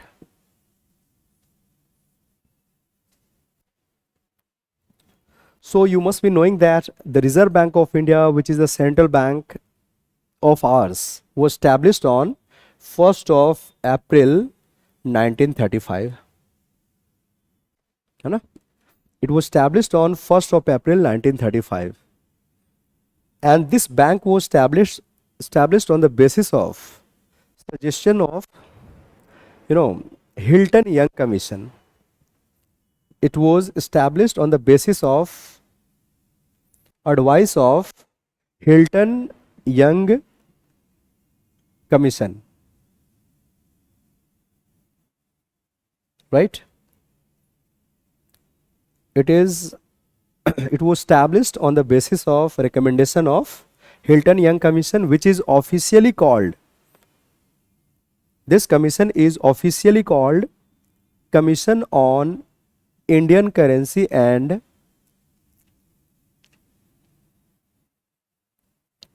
Finance. ठीक है? This is the official name of this commission. Commission on Indian Currency and Finance. And since the chairperson of this commission was Hilton Young, and that is why this is also called Hilton Young Commission, right? So this was the commission which advised the government that there must be a central bank for the economy of India. On the basis of this advice, the bank was established on 1st of April 1935, right? And the bank that got established in our economy are as per the provision of Act of Parliament. है ना? You must be knowing that no bank, will come up in the economy until and unless a bill is presented to this effect in the Parliament, right? The bank will see the light of the day only when the bill has been passed to this effect in the Parliament. Like there are two banks that was established in our economy recently, and it was in 2014. Two banks were established in our country, private banks. One is called Bandhan Bank, and second one is called IDFC, है ना, जिसका नया नाम है IDFC First Bank. These two banks were established in 2014, and to this effect, and a bill was presented in the Parliament. When the bill got passed in the Parliament, then only these two banks see the light of the day, right? So RBI was not an exception. It was necessary that a bill was presented in the Parliament to this effect so that we can create this new bank. So RBI was established as per the provision of RBI Act of 1934. You can see, the bill became Act in 1934. So it was established as per the provision of RBI Act of 1934. ठीक है? You please keep writing all these points. It was established as per the provision of RBI Act 1934. RBI Act 1934. This is the basic legal framework that gives, power to the Reserve Bank of India to work as the central bank of this country. है ना? Where does RBI draw its power? RBI draws its power from this particular act. है ना? This act empowers Reserve Bank of India to work as the central bank of this country. Are you getting my point? है ना? This particular act empowers Reserve Bank of India to work as the central bank of this country and regulate the entire banking system in our economy. So if something has to be changed with respect to Reserve Bank of India, first we'll have to bring about amendment in RBI Act 1934. है ना? Without changing the act, we cannot bring about changes in Reserve Bank of India. So we can say that this is the basic legal framework that gives Reserve Bank of India the power to work as the central bank of this country and regulate the entire banking system. Right? Changes in RBI will require changes in RBI Act 1934. है ना? So with regard to establishment, these are the 3 points that you have to keep in your mind. It was established on 1st of April 1935. Second, on the basis of advice of Hilton Young Commission, which is officially called Commission on Indian Currency and Finance. An act was passed to this effect in 1934, which is called RBI Act 1934, which gives RBI the power to work as the central bank of this country. Right? Then, in this fact, we'll discuss now about important offices of RBI. है ना? So, first fact is about establishment. Second fact is about important offices of RBI. Important offices of RBI. So the most important office is called what? Headquarter. Where is the headquarter of RBI? Where? Mumbai. So headquarter is in Mumbai. But when this bank was established in 1935, it was established in Kolkata. It was not in Mumbai. So headquarter used to be in Kolkata. But in 1937, 2 years after the establishment, the headquarter got shifted from Kolkata to Mumbai. है ना? Initially, for the 2 years of commencement of this bank, the headquarter was in Kolkata. But in 1937, headquarter got shifted from Kolkata to Mumbai. And since then, it has been located there. So headquarter is in Mumbai. Then we have 4 local boards of RBI. We have 4 local boards of RBI, and they are found in all the parts of India. Right? We have 4 local boards of RBI. They are found in 4 different parts of India. In the northern part, we have the local boards in the National Capital of India in Delhi, right? Just back of the Parliament House, when you go to those places, you will find the Office of Reserve Bank of India. It's a big one. The office is a big one. That is indeed local board of RBI, right? Then in South India, we have in Chennai. It is in Chennai. Then in West India, we have in Mumbai. In Mumbai, you have both the headquarter as well as one local board, right? Are you getting my point? I will say, just wait, just note down that we have 4 local boards of RBI, and what are their functions I will describe. Just stay. So in North India we have in Delhi, in South India in Chennai, in West India we have in Mumbai, and East India we have in Kolkata.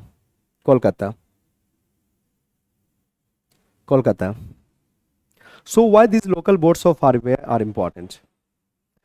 What are the basic functions of these local boards? That is what I am going to explain to you. Look here. You know that Reserve Bank of India is the bank of all banks, and being the bank of all banks, this is the Reserve Bank of India which makes rules and regulations about the banking system, which other banks like commercial banks are supposed to follow, right? RBI will make the rule. RBI will make the rules, and all other banks will follow them. But India is a very large country, and the banking habit of one part of India is entirely different from another part of India. I just give you a simple example. If you go to North India, like in Delhi, or Punjab or Haryana, you have more prevalence of online transactions.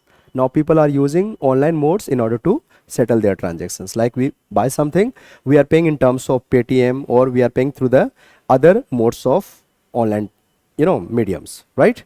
But if you go to Eastern India like Jharkhand, Odisha, है ना, or any other state of Eastern India, you have more prevalence of cash. People are not going to accept the transactions in terms of online, right? So this is going to make a big difference when we are going to distribute the cash in different parts of India.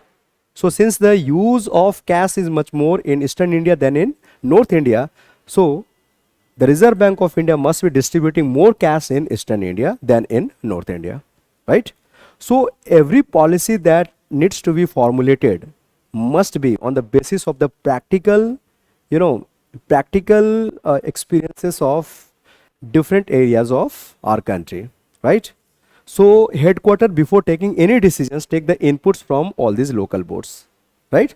These local boards keeps on gathering informations about the banking habits of people, number of banks, right, and other important aspects of banking, so that when headquarter ask for the informations, they provide them, and on the basis of their inputs, on the basis of their informations, the headquarter has been able to make appropriate policy. What I'm saying is appropriate policy. So you make appropriate policy when it caters to the requirement of different parts of India, है ना. मान लीजिए कि आपने just you take the informations from the Northern India board, है ना, and on the basis you create a policy that's not going to fit the needs of people residing in Eastern India. So the policy is going to be a disaster, right? So here we have to make a policy that could be appropriate for all the parts of the country. Before making the policy, before formulating any rules and regulations, the headquarter take the inputs, the headquarter take the informations from all these local boards, and on the basis of that, Reserve Bank of India's headquarter make an appropriate policy on banking and monetary system. You got this? आगे समझ में आप लोगों को? So this is what local board of Reserve Bank of India does. Apart from local boards, we have the regional offices of RBI. We have regional offices of RBI. Regional offices of RBI. So we have the headquarter in Mumbai, 4 local boards of Reserve Bank of India situated in different parts of India, and then we have some regional offices. Regional offices of Reserve Bank of India have been established in almost all the states of India. We have 28 states today, and there are 2 union territories in which we have the state assemblies. One is Delhi and second one is Puducherry. ये 2 ऐसे union territories है in which we have what? We have state assemblies, जहाँ पे मुख्यमंत्री है ना. यहाँ पे 2 मुख्यमंत्री है, असेंबली चलता है. तो कितने हो गए? 28 और 2 30 हो गए, है ना. इसके 30 रीजनल ऑफिसेस अभी है. 31 हुआ करता था, but you know that Jammu Kashmir status has been changed, है ना. Now Jammu Kashmir is not the state of India, it has been converted into the union territories, right? So we have 30 regional offices and they are established in different states of India. So why offices of RBI have been established in different states of India? That is the point we have to ponder over, है ना, किसको state में क्यों create किया गया है ना. So after some time you will find that I will discuss with you that this Reserve Bank of India, which is the central bank of this country, is the bank of our government. The central bank is the bank of our government. Like this commercial bank that we find is our bank, है ना. Like which bank you have the account in? Canara Bank. Which bank you have? Canara Bank. State Bank of India. ICICI Bank. State Bank of India, है ना. We have our accounts in different banks of India. All these banks are commercial banks that we have our account in, right? These are the commercial banks. So commercial banks are people's bank. Commercial banks are our banks. Why? Because commercial banks provide us banking facilities. है ना? In banking facility, we have two kinds of facilities. One is called that of deposits facility, and second is facility of loan or credit. So when you have to deposit money, you have to go to the commercial bank. है ना? That gives you facility of deposit. When you have to avail the loan, you go to the commercial bank. You can avail the credit from those banks, right? And that is why, since commercial bank provide us banking facility, facility of deposit and facility of credit, that is why commercial banks are our bank. Likewise, Reserve Bank of India provides banking facility to our government, है ना? The facility of deposit as well as that of loan are provided to government by the Reserve Bank of India. So governments do not keep their money with commercial bank as we are doing, right? Government keep their money where? With whom? With, bolo, where? RBI, yes. है ना? Government keep their money with Reserve Bank of India, and in the time of emergency, है ना, or crunch of cash with them, the government can avail the loan from the Reserve Bank of India, right? And that is why Reserve Bank of India is considered to be the bank of our government. And it is not only the bank to our central government, it is the bank to even the state government, है ना? ठीक है? State government also keep their money with the Reserve Bank of India. State government can also avail the money from Reserve Bank of India. So since it is a bank to state government also, that requires its offices to be established in those states also, है ना? So when we have the regional offices in different states of India, that or those offices serve as bank to all the state government. The state can keep their money with those branches, or the state government can avail the loan from those regional offices. So we have 30 regional offices established in different states of India so that they can provide banking facilities to our state government. You got this? So offices, you have the headquarter, you have the 4 local boards of Reserve Bank of India, and you have the regional offices located in different states of India. One more important fact that I will discuss is about the nationalization of Reserve Bank of India. This is very, very important. Nationalization of RBI. Nationalization of RBI.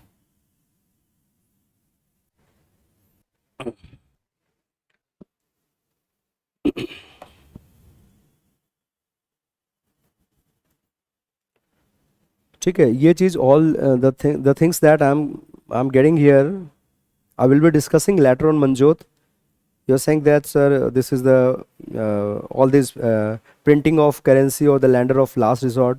I will discuss all of them in the topic of functions of Reserve Bank of India. Right now we are concentrated on the facts about Reserve Bank of India, and now we are going to discuss the nationalization of Reserve Bank of India. You know the meaning of nationalization? What do you mean by the process of nationalization?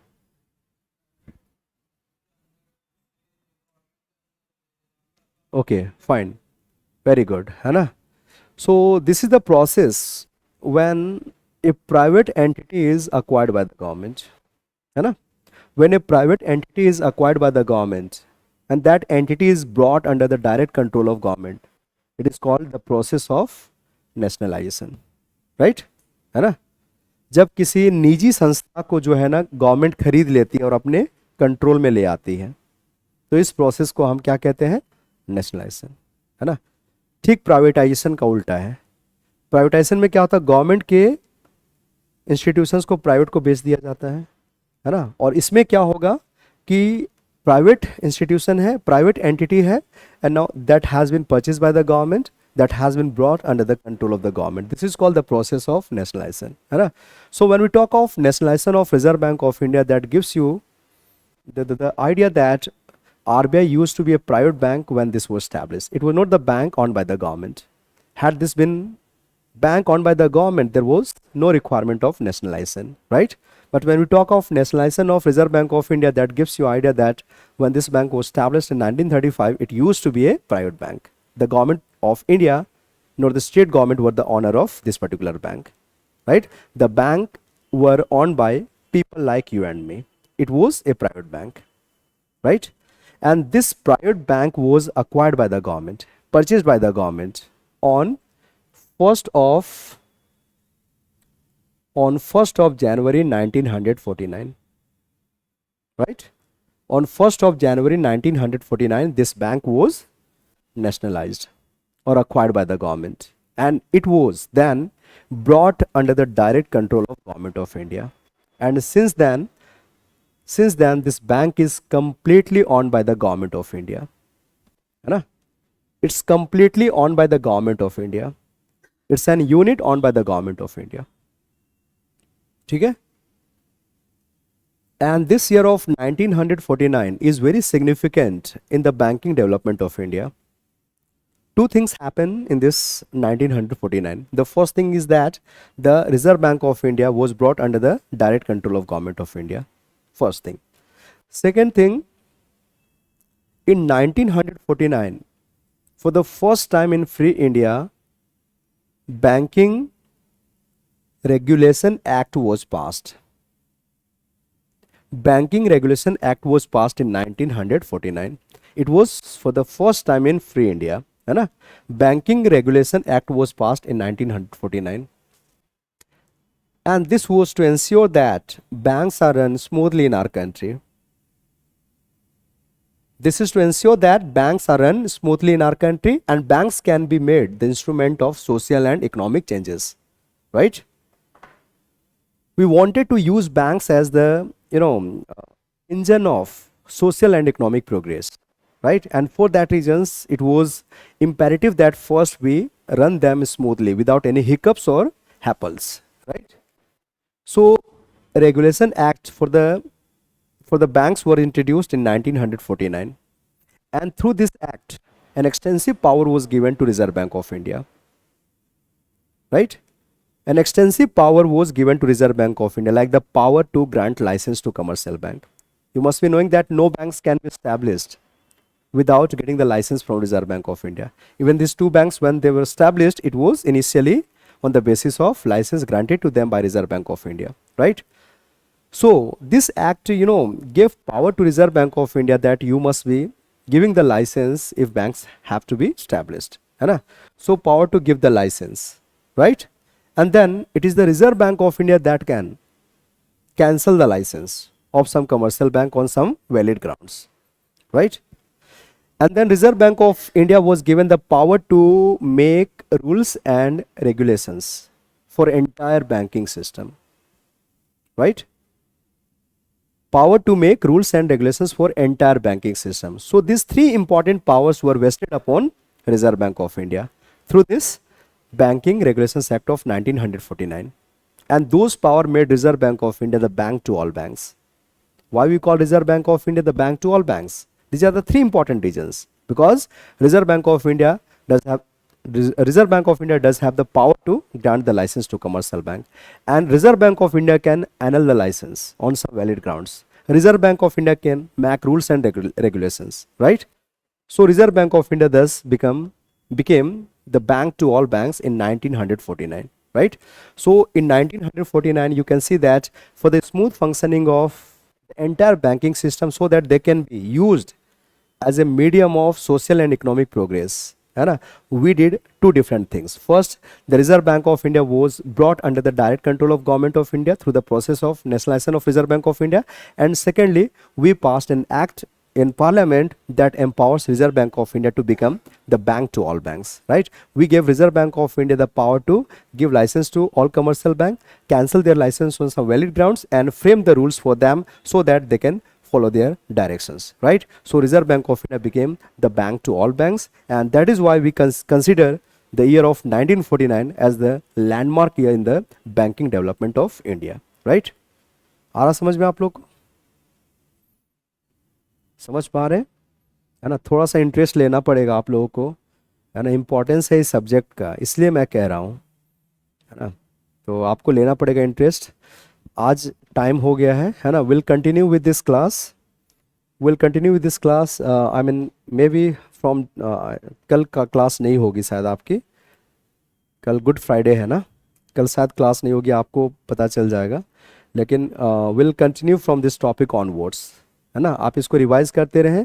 और मैं आपको class notes के अलावा मेरा printed notes जो है, मेरा book publish होने जा रहा है, तो I will be providing you the some chapters from my books, है ना। My books will very soon see the light of the day, है ना।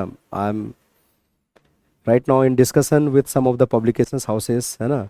अगर वो पब्लिश होता है उसमें से मैं आपको कुछ चैप्टर्स दे दूंगा जो मैं पढ़ाता जा रहा हूँ, है ना। तो आपको यही करना, मेरा क्लास नोट्स को पढ़ना, मेरा प्रिंटेड नोट्स को पढ़ना है, एंड साइमल्टेनियसली आपको एक एक चैप्टर्स एनसीईआरटी के बुक से पढ़ना है, ठीक है ना। Thank you.